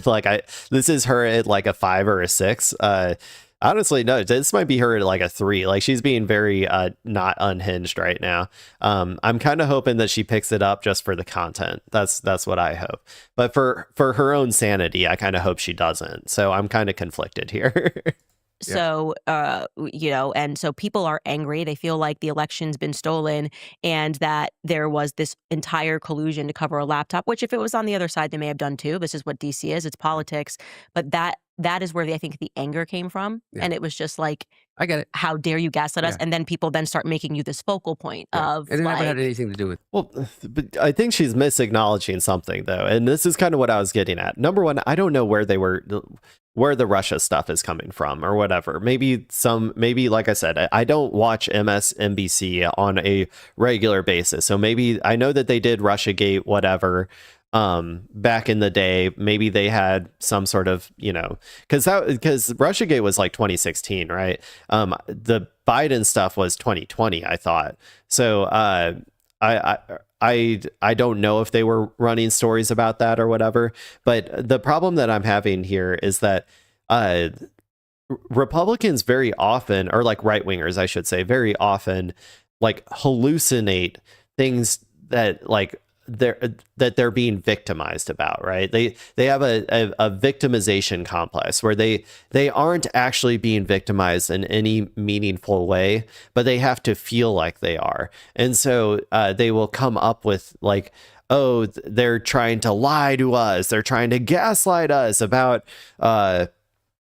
saying that it was actually Russia when it wasn't, and so they'll get all like in a tiffy about that, and then it's like, but then who was making you mad about this? I didn't even know that this was a story. I didn't know that this was like a thing. So it's like they've like manufactured this villain in their mind that is like just oppressing them on a like hourly basis, and I'm just like, okay, try at least explain it to me better. Then if this is what's going on in your head, can you at least please explain it to me better? And she's not really doing that. But like I said, I don't know if there was some sort of Russia story around this. Maybe there was with me, right? It was kind of bigger than you at that point. You know what the laptop proved? That you were a crackhead.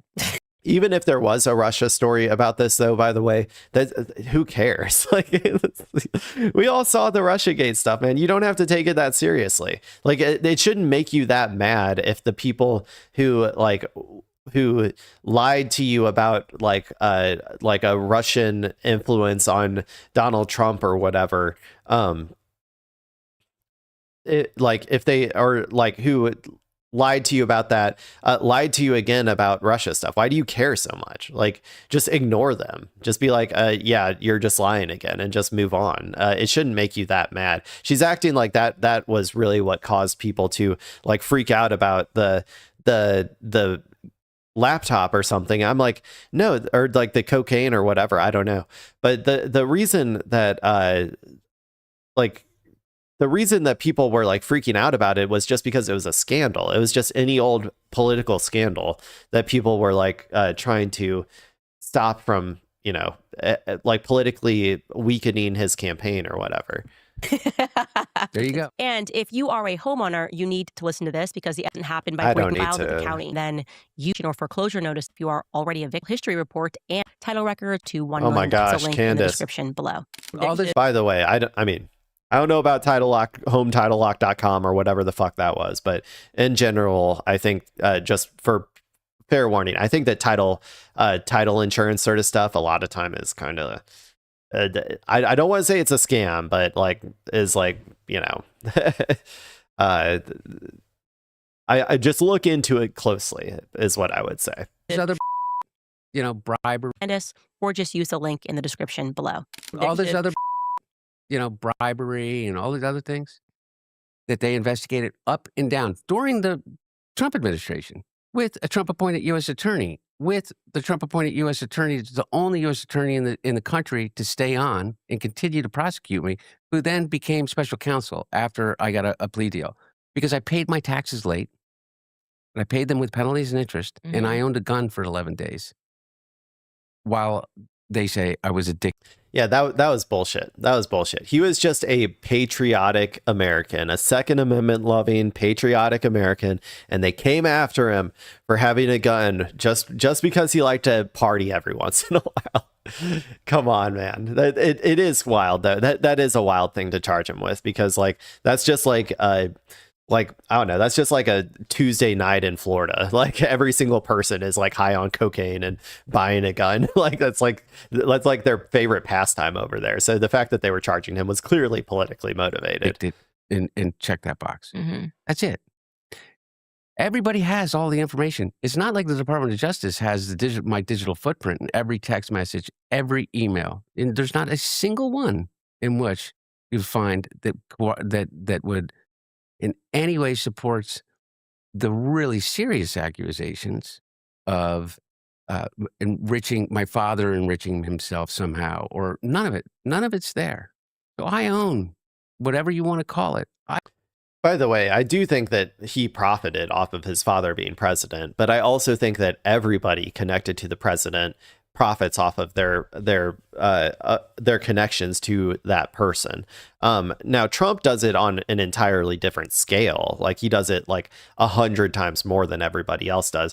But to some extent, everybody leverages their influence with their connections to people in power in order to benefit themselves. So I again, it's one of those things where like everybody does it, so it does feel like political persecution to go after him specifically. I own the laptop. And I'm not saying you can't. I'm not saying don't charge anybody with this because everybody does it, because that's not like a solution or whatever. But I am saying, I'm just trying to explain that it is like, you're picking and choosing who you want to go after when you do it. Come, you know what? We can go through it together. If you're willing to like avert your eyes to the tragedy of addiction. I mean, just the absolute tragedy of it. Yeah. But man, oh man, there is no space for that in discourse anymore. There's no space for the nuance of, well, that was addiction. That wasn't corruption. I did not do any business through entire 4 years.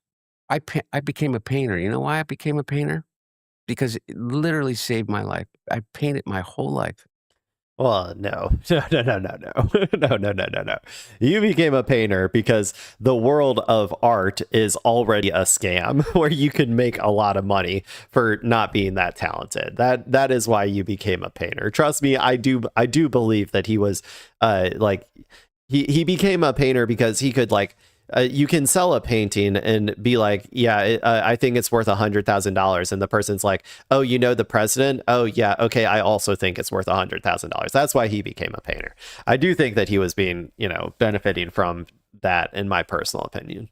And Melissa instinctively knew that I literally needed to like occupy my hands in early recovery, like 12 hours a day, like just, like to be able to focus on not the crushing weight of the consequences of years of addiction. And so I just sat and I painted and I painted and I painted. And I decided to have a show in the gallery and, and offer my paintings for sale. And the New York Post comes out and says, Hunter Biden's selling his paintings for $500,000. I've never sold a painting nor offered a painting for $500,000 in my friggin' life. And by the way, everybody knows this. Because every painting that I sold, everybody that bought a painting had to pay about $250,000 to defend themselves before an impeachment hearing. Go read. How much did they buy him for? Let me Google real quick. How much did Hunter Biden's paintings sell for?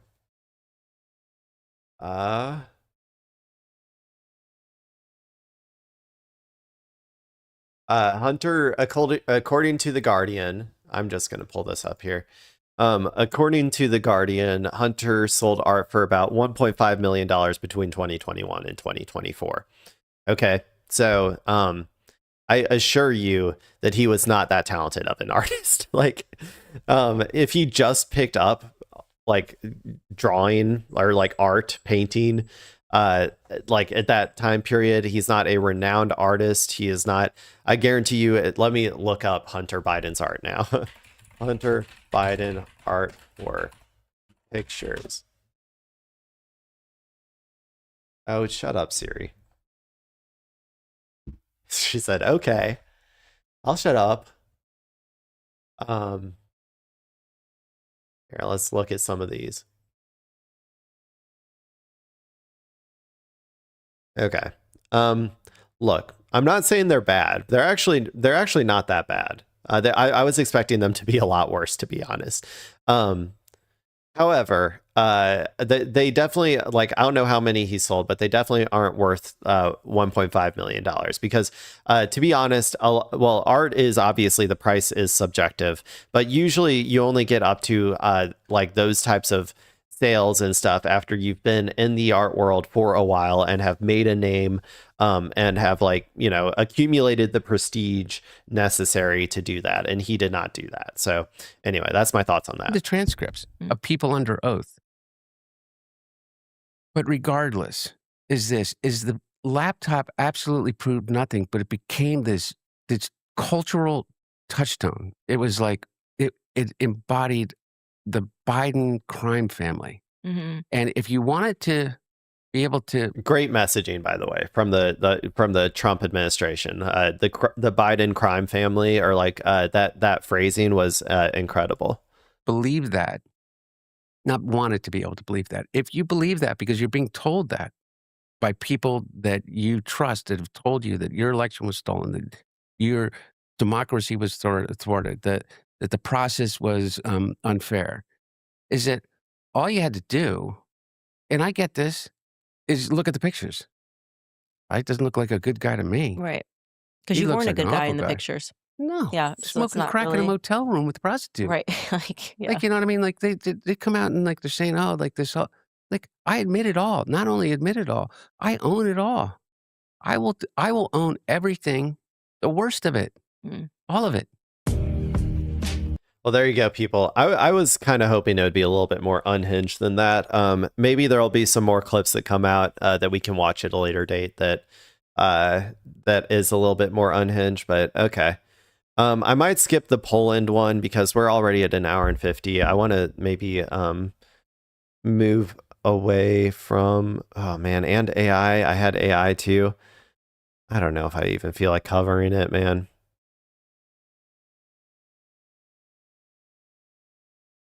Let's take a little breather while I think about exactly what I want to do next. I'm gonna go ahead and do this video real quick. Another man carrying thing intermission, as I like to call it, because it's only like a minute and a half, and it's just him, being doing like impersonations or skits, I guess you could call them. So this one is going to be when Penguins Zero, I guess, Moist Critical is what he's more colloquially known as, talks about his fucking Trump phone. So let's go ahead and watch this. Let's see how good his impression of everybody's favorite coworker talking point is. Because that's what Moist Critical, I think, is known as. Is he's the water cooler guy. He's what people talk about at the water cooler. He gets all the views. Everybody and your mother knows who he is and has seen his stuff. So let's go ahead and let's see what this video is about while I try to decide what I want to do next. Oops. Hey guys, so I felt like being a bit of a goofy goober and jumped on the hottest trend of the summer. That's right, a Trump phone. Okay, whoa. Man carrying thing. I did not know you had impressions like that, my guy. Holy shit. That voice, that he could impersonate like Charlie, I'm pretty sure. Like if he got on a phone call with somebody and start talking like that, I feel like he could pretend to be Charlie. He needs to get one of those AIs that like replaces your face with somebody else's face and like just do like cameos pretending to be Charlie. I feel like he would get like I feel like he would trick a lot of people. He tricked me, man. That voice was crazy. Hey guys, so I felt like being a bit of a goofy goober and jumped on the hottest trend of the summer. That's right, the Trump phone is happening. Now butter my biscuits and call me a swing state. I just had to jump on the bandwagon. This thing's got everything. It's a fully functioning golden smartphone for only $500. So I did what any man would do. I put down 100 buccarinos. Everyone, just give me an update on the Trump phone. Do I have it yet? No. If this thing gets delayed any longer, I'll be calling it William T. Voldman's A Table for Fortune. Well, it happened again, folks. Accuse me of treason and call me the Count of Monte Cristo. The Trump phone is basically the biggest scam I've ever seen any American president do. I'm not being exaggeratory. This is insane. I called their hotline and all I heard was like 1,000 children screaming at once, and then I heard my own phone come on the line and say fate waits for no one. So, pretty fucking weird. Everyone, great news. I just heard news that my Trump phone will be here in 2 weeks, so trim my toenails and call me rolled fucking doll, because I'm gonna be the coolest kid in town. Devastating news. The Trump phone has been delayed yet again. Marry a Russian and call me Honora. I don't think this thing is happening, guys. So really good up. He's really getting those Charlie-isms, those like call me whatever, like, you know, like that sort of thing. He's really nailing that. I mean, I'm pretty impressed here so far. Guys, all of my data has been leaked through the Trump mobile website. Yeah. This is the worst. Has anyone seen that? I think that was a CoffeeZilla video recently where they all the people who like meme bought the Trump phone, apparently all of their data has just been like sitting up on like a public facing URL or something that people can go look at.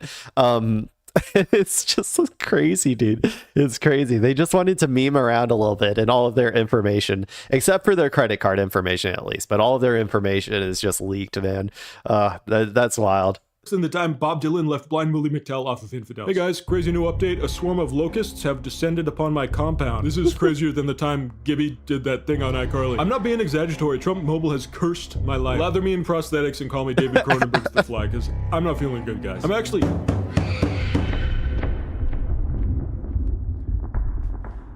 really fucking scared. A Trump phone came in the mail today. You're not gonna believe it. It has Banjo-Kazooie on it. My face, Whoops. big and small. Hey guys, so I felt like there you go, people. I think that was a pretty good one. I'm sorry, guys. I'm skipping both Poland and AI today. I don't feel like it. I wanna read something. So I'm gonna read an article now. And if I feel like it, I'll talk about Poland and AI tomorrow, but I kind of already moved past the geopolitical stuff, so I was like, I don't really want to go back to it. So let's go ahead. I wanted to read this article by Jacobin. I don't know if people are super aware of Jacobin, but it's like I think they consider themselves like a general like working class like their main thing is being like a working class sort of like publication, generally speaking. So Yeah, let's go ahead and read this. This one interests me a little bit, or like the reason that I chose this is because obviously, like I enjoy working out. Well, I shouldn't say obviously. It probably isn't that obvious, but I do enjoy working out.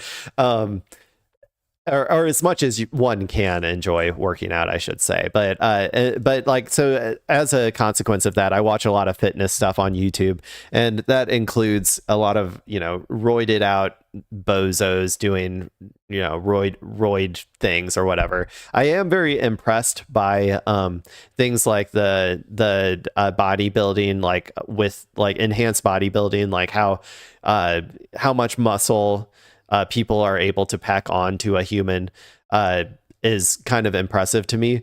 I also try to, like, when I cover this sort of stuff, like make sure people are aware that I do not in any way condone using steroids. I think that if you are going to use steroids, you should do it very safely with a professional and like with a professional advisor. And if you and you also shouldn't even begin to broach that idea in your head until after you are, number one, 25, when your body is like completely done developing. If you take it too early, all you teens out there, if you're watching, it can shorten you. I know that's the easiest way to get you to stop thinking about it. You might grow like 2 to 3 inches shorter if you decide to do it when you're young, by the way. So that's the easiest way to convince people not to do it. But also it can fuck up your hormones like forever if you don't wait until you're older. But then also what was I gonna say? Wait until you're 25 and and wait until you are you have come close to your peak natural physique, like as close as you can to your genetic ceiling. I'd say after at least 5 to 10 years of training, of dedicated training, then you like, you can, if you make your decision, you make your decision. That's up to you. I'm just trying to give people my recommendation because I do not think it's a good idea for longevity or like for your actual health. It's, you might potentially get more clicks on YouTube or something, but also for every person who is enhanced who makes it, quote unquote, on TikTok or YouTube or whatever, there's 1,000 who don't. So that's another thing to consider. And if you're not able to get anywhere near your genetic potential as a natural athlete or whatever, or bodybuilder, there's no way that you're going to have the dedication to do it under steroids as well. So, or like with the use of steroids. So anyway, that's my big long-winded caveat at the beginning of this article, because we're going to talk about the enhanced games, aka what's it called? The Olympics, but if everybody was roided the fuck out. That's how I would describe the enhanced games. So let's learn a little bit about the enhanced games. It says here, the title is "The Enhanced Games Are a Scam on Steroids," which is a great title. No notes, perfect title. I kind of, like, to some extent would assume, I think based on, in my head, I've heard like, there's sketchy people who are involved in terms of like overseeing this and stuff. So it doesn't necessarily surprise me that it is a scam, but let's learn about it. I also don't know if I don't know if I have an opinion, yes or no, on whether the enhanced games should be a thing or not either. I don't like normalizing steroids in pop culture too much. And so for that reason, I don't necessarily like it. However, I also, I don't know. I also don't, I also do, I guess, find it interesting seeing people who are competing at the top of their field, like, while enhanced. I do sometimes find that interesting. So, it's kind of like a mixed bag for me. But anyway, let's go ahead. Let's read this article by the Jackman. Enough dilly-dallying. Let's get to it. This is by Dave Bruneck. The enhanced games allow athletes to dope in order to beat records in sprinting and swimming. It's a perfect metaphor for the self-improvement industry, hurting your body and soul in order to chase a hollow idea of success. The sporting establishments I'm reading this side under this image. The sporting establishment's backlash to the billionaire-backed Enhanced Games hasn't prevented organizers from luring a number of former Olympic medalists, including swimmer Cody Miller, pictured above, Adam Preddy / Getty Images. Okay. Right off the bat, I'm going to say real quick, there's an interesting dynamic here where nobody seems to give a shit about I'll keep reading, then I'll get into it. I front loaded this too much. Okay. A new epoch of sports, and we are told of human achievement, is upon us. The Enhanced Games, an athletic competition that organizers promise will push the boundaries of human performance, kicks off in Las Vegas this Sunday. This Sunday? Oh, okay. I didn't know it was coming up this soon. The game's path to redefine sports is simple. Give athletes a bunch of performance-enhancing drugs instead of burdening them with pesky, intrusive restrictions. Australian entrepreneur and Enhanced Games founder Aaron D'Souza, that name sounds very familiar. I can't remember what all he's been involved in, though. Argued that when Usain Bolt's 100-meter dash record is inevitably broken in Vegas, it will be a watershed moment to show that enhanced humans are better than ordinary humans. I wouldn't put your money on this. Whether, you could argue, I don't know how great the testing is when it comes to the world records and stuff of whether they're natty or not. A lot of tests are easily you're easily able to trick them. It's not a science, it's like an art, but you are able to trick test a lot. And so whether Usain Bolt's 100-meter dash record was already enhanced or not, I don't know.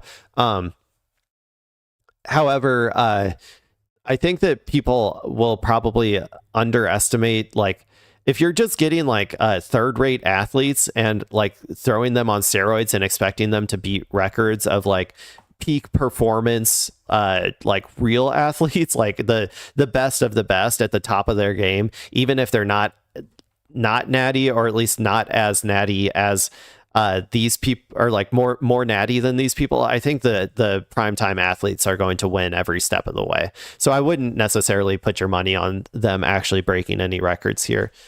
Maybe they will. I don't know for sure, but that sounds like hype machine, crypto style hype, trying to hype it up. In this send up to elite human performance, billionaire right wingers have been kind enough to craft an Ubermensch based on access to steroids instead of just racial superiority. Instilling insight into wider elitist projects, reflecting a modern social Darwinism, rewarding whoever can most effectively scam their way to the top. Okay. I think that I see where they're going with this. They're discussing this as a sort of emblem, an emblem of the, manosphere type,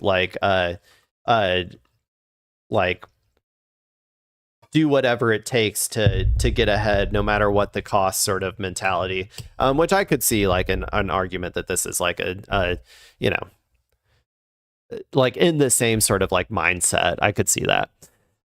And even if watching a bunch of roided out runners, swimmers, and weightlifters presumably break records isn't appealing. Also, weightlifters the powerlifters are already roided the fuck out like crazy. We don't need to see legally that's what I'm saying. They get past the tests. The current weightlifters in powerlifting are roided the fuck out. So break records isn't appealing. The games have something for everyone, or presumably break records. To cap things off, the Killers, a slightly softer choice than what you might expect from what is essentially an elaborate ad for human growth hormones, will put on a stadium-shaking performance. Plus, Brian Johnson, the hauntingly smooth multimillionaire who claims he remains the same biological age despite the passing of time, will provide TV commentary. Oh my God, dude.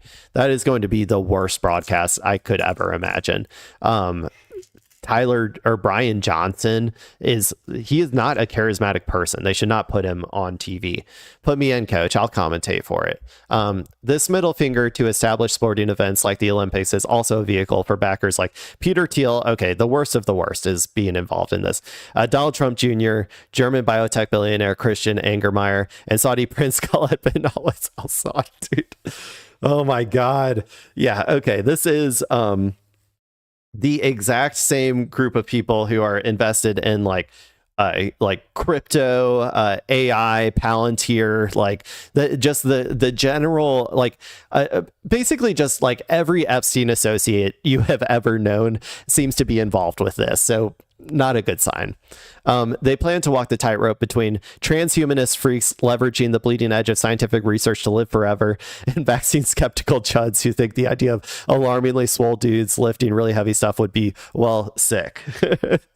There is a very big dichotomy here inside of their brain that I don't quite understand, where they are like, like blatantly, like they're vaccine skeptical, and yet they're at the same time injecting themselves with unlimited amounts of chemicals to try to peak swole. That is a very fun juxtaposition to think about. Double think, as it was mentioned in 1984, is important, I guess. The enhanced games stand out even now that nearly everything feels like a scam shielding itself behind a publicity stunt. The games advertise a range of science-backed supplements recently launched by Enhanced, a healthcare company spun out of the athletic competition. This might be the most extreme step in the trend of the ultra-rich dabbling in pharmaceuticals, selling a dream of eternal youth and virility while simultaneously flooding the tech platforms they also own with misinformation. I'm so happy that everybody dies, man. I mean, that might have come out of nowhere if you don't know what I'm thinking in my head right now. But all of these billionaires, man, they just want to live forever. The great equalizer in life is that everybody fucking dies, and they're no exception. And that makes me so happy. That makes me so happy that these people are going to die, get buried, and maybe not get forgotten because of the amount of influence they were allowed to attain. But they have to die like everybody else. And I think that terrifies them, and it makes me very happy. Anyway, barely obscured behind the flashy farce of the games is a society increasingly dominated by tech finance. It is pushing a muddled, dangerous approach to self-optimization as billionaires mask their disdain for humanity by pretending to improve it. I mean, that's a pretty good assessment in my opinion. Way to go, Jackman. Struggling to keep pace is the next title of this section. The sporting world's reaction to the games has been unsurprisingly negative. Anne Mears, Australian medalist in cycling at 4 Summer Olympics and delegation head at Paris 2024, called the games a joke, unfair, and unsafe. Definitely is. There will be so many injuries at this thing. Maybe not like in this particular instance, but over time, if they keep doing this, the average injury rate is going to be incredibly high. The International Olympic Committee Athletes Commission called the event a betrayal of everything we stand for, arguing that the games undermine the integrity of sport and the responsibility athletes hold as role models in society. The sporting establishment's backlash hasn't stopped organizers from luring a number of former Olympic medalists, including British silver medalist swimmer. Before I read this sentence or this paragraph, how many of these do you think are going to be gold medal winners? I'm going to guess it's going to be a big fat 0, because I think that the only people that they're able to get will either be people who didn't actually win the gold medal and still feel like they have something to prove, or people, if they did win a gold medal, are old and unable to still get that same sort of glory in the real, or like in the actual Olympics anymore, and are looking for a way to, gain that glory back or something. But anyway, let's finish reading the sentence. We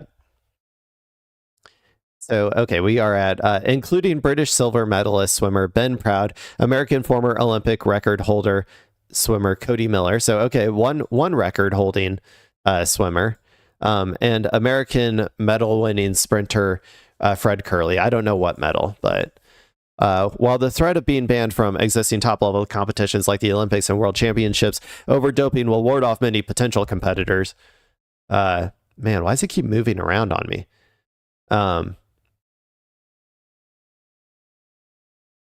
Where was I? While the threat of being banned from existing top-level competitions like the Olympics and World Championships over doping will ward off many potential competitors, the games have attracted aging stars and those on the periphery of Olympic glory. Exactly what I just said. Hunter Armstrong, a two-time Olympic gold medalist still in his prime, is partaking without using performance-enhancing drugs and hoping to continue his Olympic career forward in a test case for regulatory agencies like World Aquatics. Okay. I wonder if they can get that like Riley Gaines girl or whatever to come hop on roids and get over here. If you can't beat them, right? If you can't beat the trans people, then go ahead and do some TRT yourself. That's what I say. Okay, let's see. Why risk slamming the door on the most vaunted competitions to join in an upstart alternative in the blazing Vegas sun? Money. Organizers have freed up $25 million in total prize money for the 50 participating athletes, including $1 million. That is sketch, dude. $25 million. Where's that money coming from? Including $1 million bonuses for any record breakers in the 100-meter sprint or 50-meter freestyle. That's just for publicity. Or like they're going like they want to give that money away and have someone beat a record just so that they can say it happened at their event. While the athletes are undoubtedly dedicated to pushing the envelope of human accomplishment, millions in prize money probably doesn't hurt. A wellness scam. Though Enhanced presents both the games and its healthcare line with a glossy cutting-edge sheen, it's also attempting to leverage interest in a market open to the crude masculinity unleashed by embracing performance-enhancing drugs. A 2-hour promo session on Joe Rogan's podcast won over the sharpest mind in the manosphere, with the host raving, "This all very exciting. I love the idea." I assume that's a typo. I assume they mean to say this is all very exciting.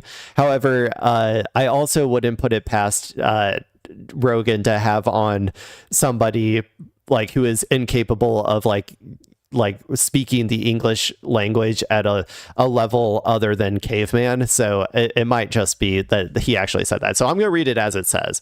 I don't know if it's a typo or not. This all very exciting. I love idea of it. I love potential. I took out a few of the other participles or whatever just to really hammer it home there. Organizers are attempting to thread the needle between longevity obsessed science and the skeptical wing of the Make America Healthy Again movement. The open contradiction that the healthcare rabbit hole writes gruff rejection of modernity happens to be founded and platformed by some of the richest people on the planet hasn't slowed anything down. As with much on the political right, real issues plaguing the corporate-dominated healthcare systems have been met with hyper-individualistic consumerist responses that create more troubles than it solves. Very true. Very true. Let's see. You're concerned about the healthcare industry's overweening influence, so chug unpasteurized milk and eat heaping bowls of meat, resembling what you'd feed your beloved dog before putting it down. The capitalist self-optimization pushed online through any number of wellness rackets all too often degrades into physically or mentally destructive behavior. 100%. I mean, this is all just true. This is just facts. Like individualizing our health, like the ideas of our healthcare and stuff is a core component of like the propaganda that is being pushed by the like healthcare industry. AKA they're trying to say like you can't fix this as a collective. You can't fix this by organizing. The only thing you can do is look after yourself and make individual changes on yourself. So the Maha movement, it's all just, backed entirely by the healthcare industry. You can tell that the healthcare industry is not concerned at all by Maha because they don't spend any money writing a bunch of articles about how they're against it, or like how they're the Jacobin is not, by the way, a mainstream publication, but yeah, it's mostly they're not truly scared of it because they're not spending a bunch of money to try to get RFK fired or something. What they're much more scared of is people who are trying to push for Medicare for all and stuff. But the games aren't just a reflection of the political right's oft contradictory positions on human health and self-betterment. As usual, it's all about selling snake oil. Why not both, you know? In this case, the range of peptides, testosterone, and other supplements designed to support longevity and strength. Spending off into an online pharmacy for people obsessed with living forever has proven lucrative, with Enhanced recently valued at $1.2 billion. While selling peptides may seem like cynically hopping on a trend to hawk largely understudied health wares to people tricked by their algorithm, $189 for a month's worth of injectable peptides supporting sleep recovery and energy is a total steal, considering it includes an online consultation with a licensed doctor. It certainly seems a fair enough price when immortality-chasing Brian Johnson is selling $40 bottles of olive oil that are literally called snake oil. Interesting. Okay, is this the last section? 2 more sections. A billionaire's idea of fair competition. While organizers argue performance-enhancing drugs will let athletes unleash their true human potential, it also removes sports' veneer of fairness and equality and respectability. This was what I was going to mention earlier. For all of the people who are so, who get so in their feels about trans people participating in sports, right? Like about the fairness, right? The fairness of trans people participating in sports. I do think that this is like an example where it's like an obvious unfairness in this regard, because it's like whoever has the most money and is able to afford the most like the best drugs and the best people to administer those drugs is probably going to, like, I guess, have an advantage of some sort. But also there's I guess there's that natural advantage in like any sport anyway, of whoever has the most money and is able to cheat the system as like the best they possibly can also win. So I don't know, maybe that's not a good argument, but it is funny that I just don't think that anybody really cares about this, because it's not, in my opinion, they don't care because it's not politically able to be weaponized in any way. In the same way, nobody cares about trans men really like participating in sports or anything. It can't really be weaponized in the same way, I guess. But anyway, in a world where everyone visibly rips one another off and cheats at every opportunity, doing it as brazenly as possible as opposed to trying to hide it has become the point. And for an ultra rich set like Peter Thiel, who famously argued that competition is for losers, it's no small wonder that whoever can amass the most cash or consume the most growth hormones deserves to be crowned greatest. Yeah, I mean, I guess I could see that. Just as Maha has arisen out of a bastardized response to real issues plaguing the healthcare industry, there are plenty of actual problems in the sporting world. Colossal sporting organizations like the IOC or FIFA largely exist to squeeze as much as possible out of beloved sporting events. Yeah, the classic capital, like I've talked about this before as well, but like capitalism corrupts the sport inherently. In my opinion, these organizations like individual football clubs or whatever, they shouldn't be for-profit ventures, because in my opinion, it's not good for the sport if it is going. But I'm not like a sports guy, really. I don't watch a whole lot of sports, so I guess it's not really like I don't have like the most invested in it to be able to make these arguments. But my personal opinion is that it does corrupt the sports to have such a huge profit incentive at the top of them. Actually competing at the top level is a serious financial burden for athletes, many of whom are household names for a couple of weeks during the Olympics and return to obscurity and financial precarity for the rest of the year. This too makes enhanced overflowing peptide purse more attractive. And while openly taking steroids has obvious ramifications for competitive fairness, high-profile controversies around doping from the Olympics to cycling feel a sense that many athletes are likely doping anyway. That's what I was saying at the beginning. It's even been confirmed by by anti-doping authorities. Meanwhile, massive advances in sports science and equipment technology have blurred the line between individual greatness and the right kind of enhancements. Instead of trying to level the playing field, a libertarian approach to regulation only intensifies existing disparities. Yeah, I mean, I guess to some extent. It also opens up a new set. This is one of those things though. Like I don't know what the real solution is. I mean, I personally think like you could just have leagues of like competition levels potentially, but the top league would be the most the one people care about the most, I suppose, which is kind of to some extent already what happens. But yeah. It also opens up a new set of ethical questions around participant health. While the long-term ramifications of pumping yourself full of steroids and supplements aren't yet completely clear, and the games market themselves as being under tight scientific and medical supervision, a wide array of institutions have sounded an alarm about serious health risks to athletes. The World Anti-Doping Agency has called the enhanced games dangerous and irresponsible, while researchers at the University of Birmingham found that performance-enhancing drug use can have unpredictable, potentially life-changing, or even fatal effects. Yeah, I mentioned a lot of that as well at the beginning. This is where Thiel sets transhumanist obsession.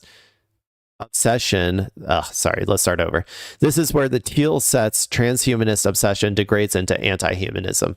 I do think that is the case. The reason that these people are so obsessed with this advanced games thing, or enhanced games, is that same sort of transhumanist ideology of essentially like wanting, well, like I said before, death comes for us all, and that terrifies these people. And so they're trying to like I think they're trying to blur the line between life and death, because one day they're hoping that they can have the technology to escape death in its entirety and live forever as some sort of computer or something.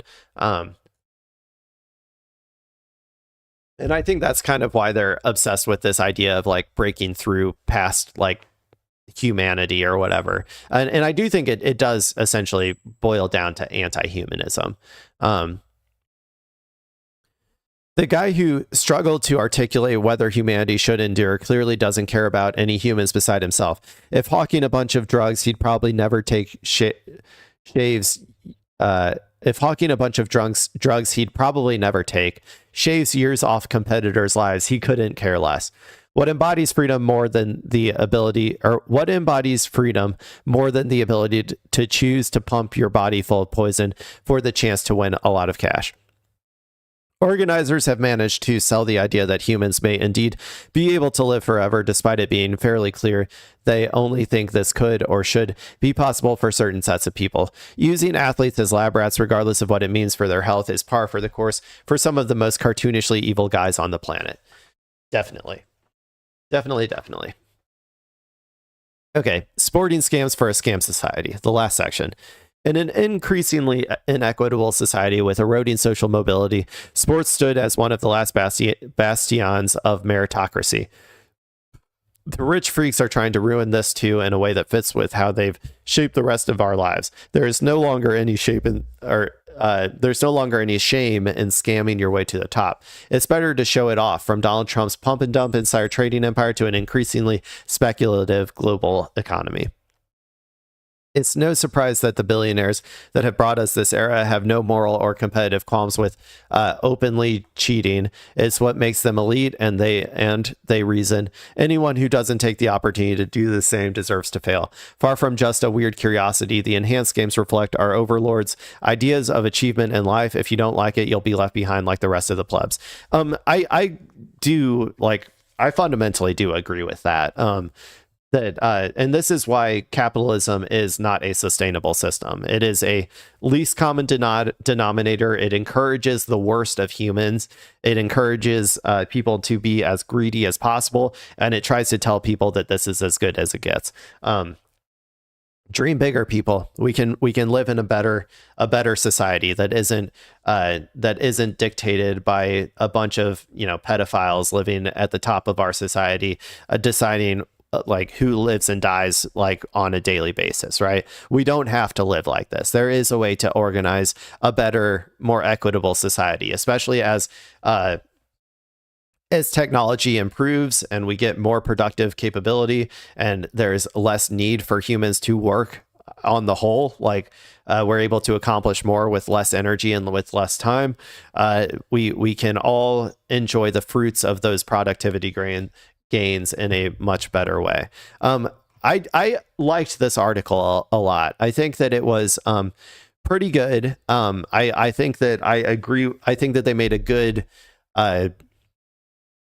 they brought together two things that are happening, the enhanced games just on its own and the modern societal trends of our Epstein pedophiles, like all wanting to graduate from humanity essentially, or whatever, and essentially tried to become immortal in some way, shape, or form. And I think they did a good job of making that comparison. I enjoyed that article. Okay, let's see. We're at 2 hours. 2.5 hours. What do I want to do? I think I'm gonna I'm gonna go to x.com. I'm gonna hang out around there for a little bit and then I'm just gonna get out of here. I don't think I really want to do any gaming right now, so I got some other stuff I gotta do. I gotta caulk a few more windows, and so I'm probably gonna go do that after this. I'm also gonna have to go to the grocery store at some point, and then later on today I gotta I'm going to a leadership training thing for DSA, so that'll be fun. But okay, let's see. Okay, let's hang out on x.com. Let's be a little degenerate for a little bit. Congressman Shri Thanadar says Tulsi Gabbard is resigning. Good riddance. The Iran war has been the biggest display of intelligence and competence in decades. Her husband has bone cancer, you vile thing. And then Secular Talk says, wah, her husband is sick, so now you have to support the carpet bombing of schools. Wah, shut the fuck up, gay ass Hercules. Wow. Yeah, pretty funny. I don't like this whole you have to be nice to people because what, their family is sick or something. No, if they're ghouls, then they should, you should make fun of them, especially if they're in public office. Of course you should. I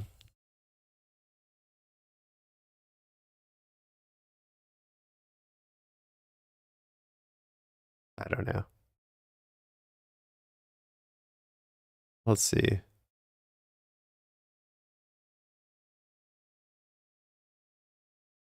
Holy shit, really? In front of their families and the entire Basque press, our flotilla volunteers were attacked by the airport police in Bilbao, Basque country, Spain, upon returning to their home country. Man, I was talking about Spain being not actually caring about their protesters earlier today. And my God, dude, this is insane.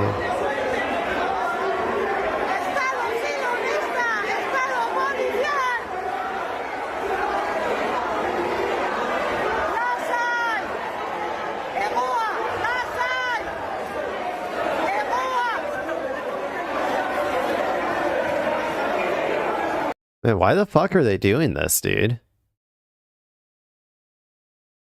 Man, I'm telling you, dude, some of these cops need to fucking, need to see what a true revolution looks like. I'll just say it that way.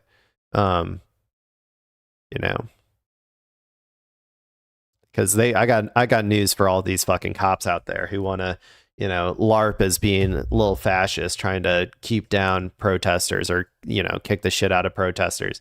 One day there will be enough people who are ready for, who have drank the revolutionary punch and are ready for, true change in our society. And you can try to stop it, but I got news for you. It's not going to work. We got people. So good luck.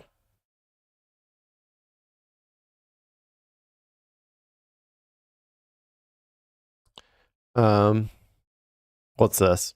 Abolishing. Asmongold attempted to answer Hassan's rapid fire questions, but ended up being noticeably silent when asked about Israel Palestine.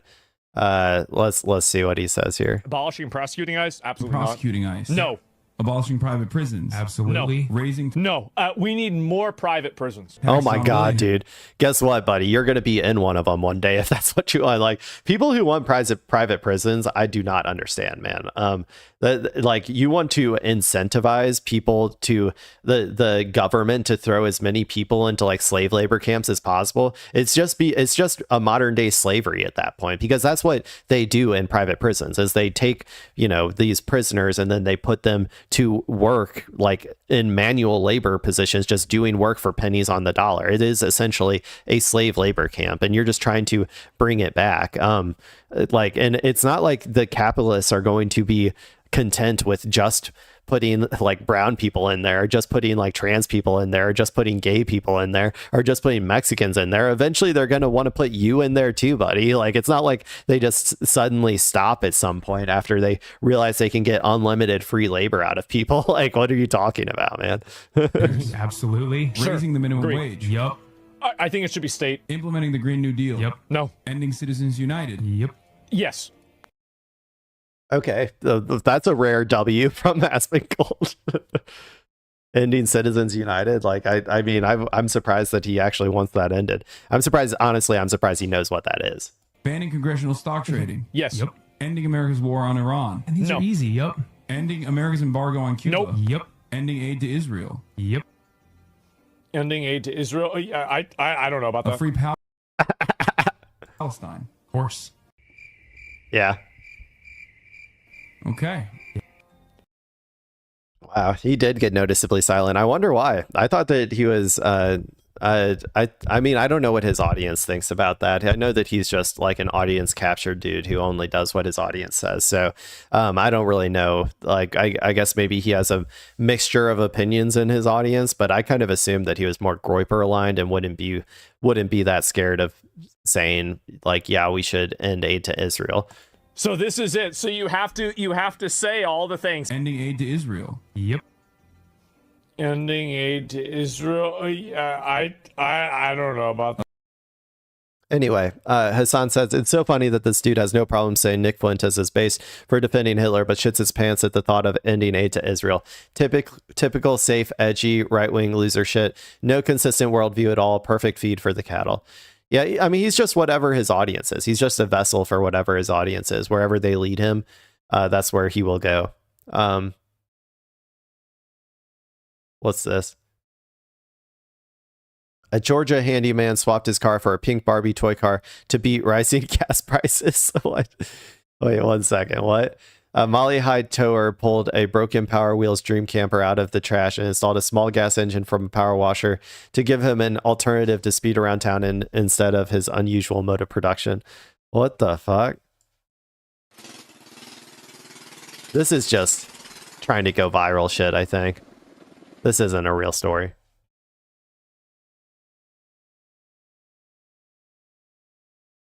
Breaking. 46% of Israelis say they would avoid visiting New York City after Mamdani becomes mayor.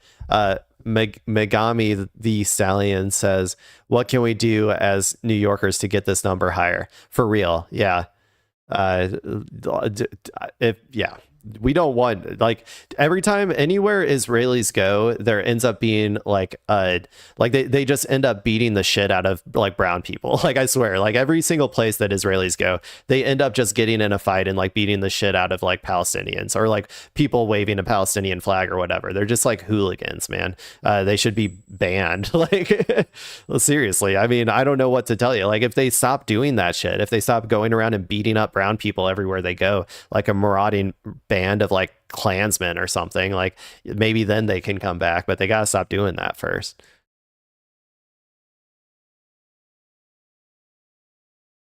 What's this? Introducing Trump as New York Giants quarterback Jackson Dart. Emma Vigeland says, I can't do this right now. This is sports stuff. I don't know who Jackson Dart is. Okay. I think that I'm just going to try to find find a good one, and then get out of here. It's already 2.5 hours that I've been streaming, so I'm starting to get a little tired and I got shit to do. So what's this? Okay.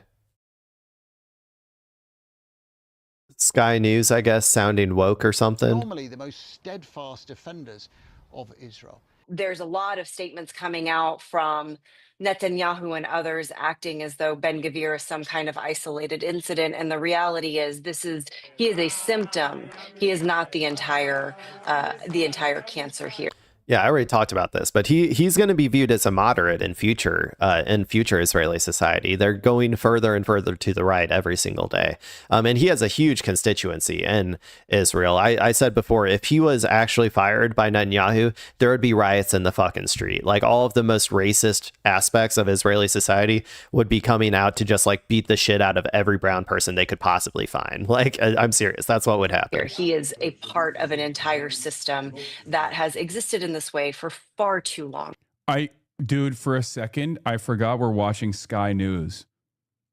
I mean, this has like That's very true. little views overall, but like Sky News is like the Murdoch-owned Australian media company, I'm pretty sure. I literally for a second thought we were watching Drop Site. This means the environment is shifting a little bit. Okay, this is fucking Sky News. This is Sky News coverage. I mean, too little, too late is, an under. Yeah. Okay. Let's keep going. Biceps. You got Ludwig. You got Austin. Austin's got a better bod, I think. More muscle, more chest development for sure. Ludwig's kind of flat chested.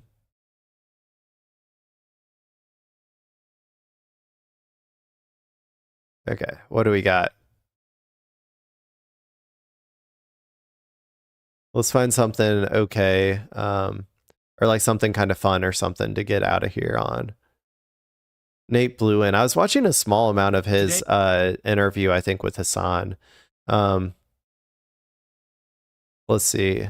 Let's listen to this. We had a couple of big bombshell stories drop in this race. Let me tell you what happened. Ben McAdams has been telling voters for this entire campaign that he doesn't take AIPAC money, but that's not true. There is a joint fundraising committee that he is a part of called the Better Blue Fund. The Better Blue Fund is a joint fundraising committee that supports candidates like Wesley Bell, pro-Israel candidates with pro-Israel donors. With Fuck Wesley Bell. That's my candidate. That's my current elected representative. He fucking sucks. He sucks, dude. Fix the north side, dude. The tornadoes were like last year. Fix it. Come on, man. Pro-Israel voting records. This allows him to take money from AIPAC donors without actually saying that he is taking money from AIPAC. It's actually worse than taking money from AIPAC itself because he's actually hiding where the money's coming from. Unlike Ben, I've never taken AIPAC money. I will never take AIPAC money, and I don't have connections to big special interests that concern voters today. There was another story in the Salt Lake Tribune today about personal financial disclosures for candidates like me. I'm going to move on. I'm just trying to find something good that I can get out of here on. The Palestinian flag was raised near the Israeli embassy in Athens as a show of solidarity with Gaza and protest against Israel's genocide. Cool. Nice. Rad.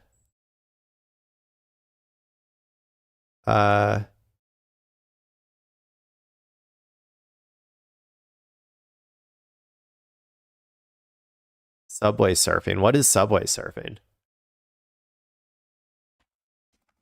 Tonight, 2 young New Yorkers fell while subway surfing on a Brooklyn-bound J train. Subway surfing. What is that?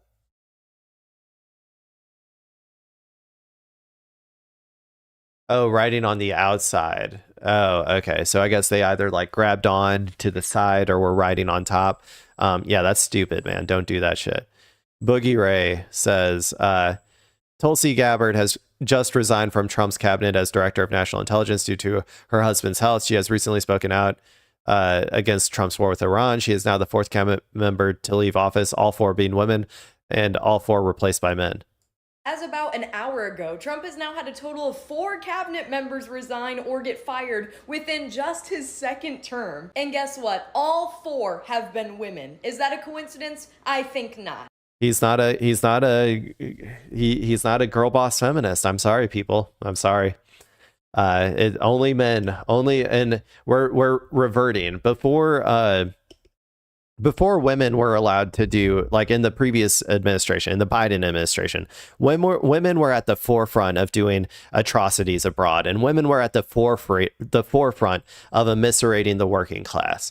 And now, I'm sorry to tell you, we are reverting. Girl boss feminism on its way out, and it is now all we are going back to only men are allowed to commit war crimes, and only men are allowed to craft policies to eviscerate the world, to eviscerate the working class. That's what we're doing. We're reverting. Tulsi Gabbard, the director of national intelligence, has resigned as of about an hour or two ago, where she handed in her letter claiming that the reason was because her husband has a rare form of bone cancer, which I'm sure is genuinely a huge factor for her resignation and completely makes sense. However, I found it very interesting that she has come out on multiple occasions saying that Iran does not have nuclear weapons and are not working to create nuclear weapons, which is directly against Trump's agenda, and he has even rebutted this in public. And she has been outspokenly anti-war, especially the one going on.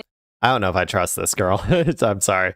If she actually believes Tulsi Gabbard was like principled anti-war, I don't know if I trust. I don't know if I trust this analysis. And has been butting heads with him on this. And I think it's very notable to mention that all 4 of these women who have left the cabinet have been replaced with men. So yes, while she is understandably resigning over her husband's declining health situation.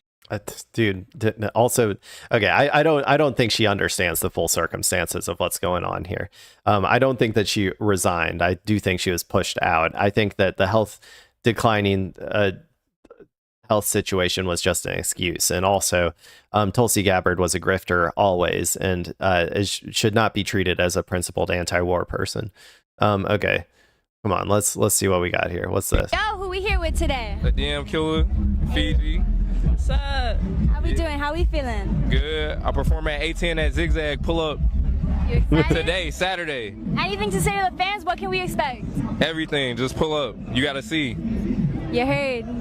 Yo, who we here with today? A damn killer, Fiji. Okay, what else we got?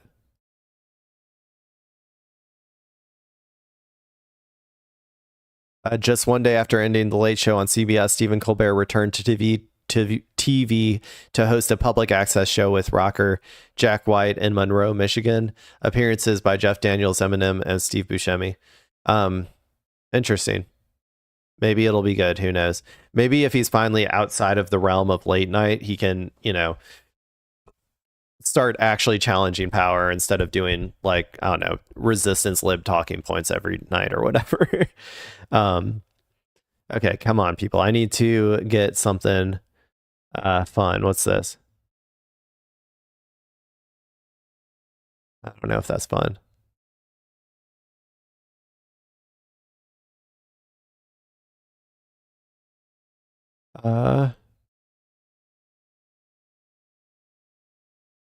Okay, let's watch this. Maybe this will be fun. We'll watch an 80s anti-weed, anti-smoking ad, or anti-weed smoking ad about marijuana. Marijuana, the gateway drug, the drug that if you take it, you will instantaneously be addicted to crack, and then heroin, and then sex, and then you'll turn into a liberal. So let's go ahead and see what this article is about. If it's good enough, I'm going to get out of here after this one. Not article, what this ad is what I meant to say. Think marijuana is harmless? Yeah.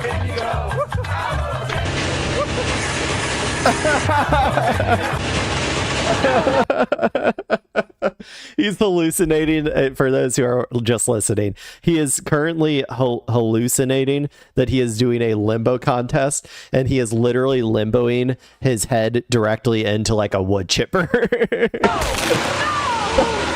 Think again. No.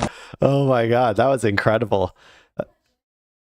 That was incredible. Okay, people, I think that's going to be it. Thank you all for watching. If you're watching the VOD, love you too. This has been Technically Clay, and the stream is technically over. Bye-bye.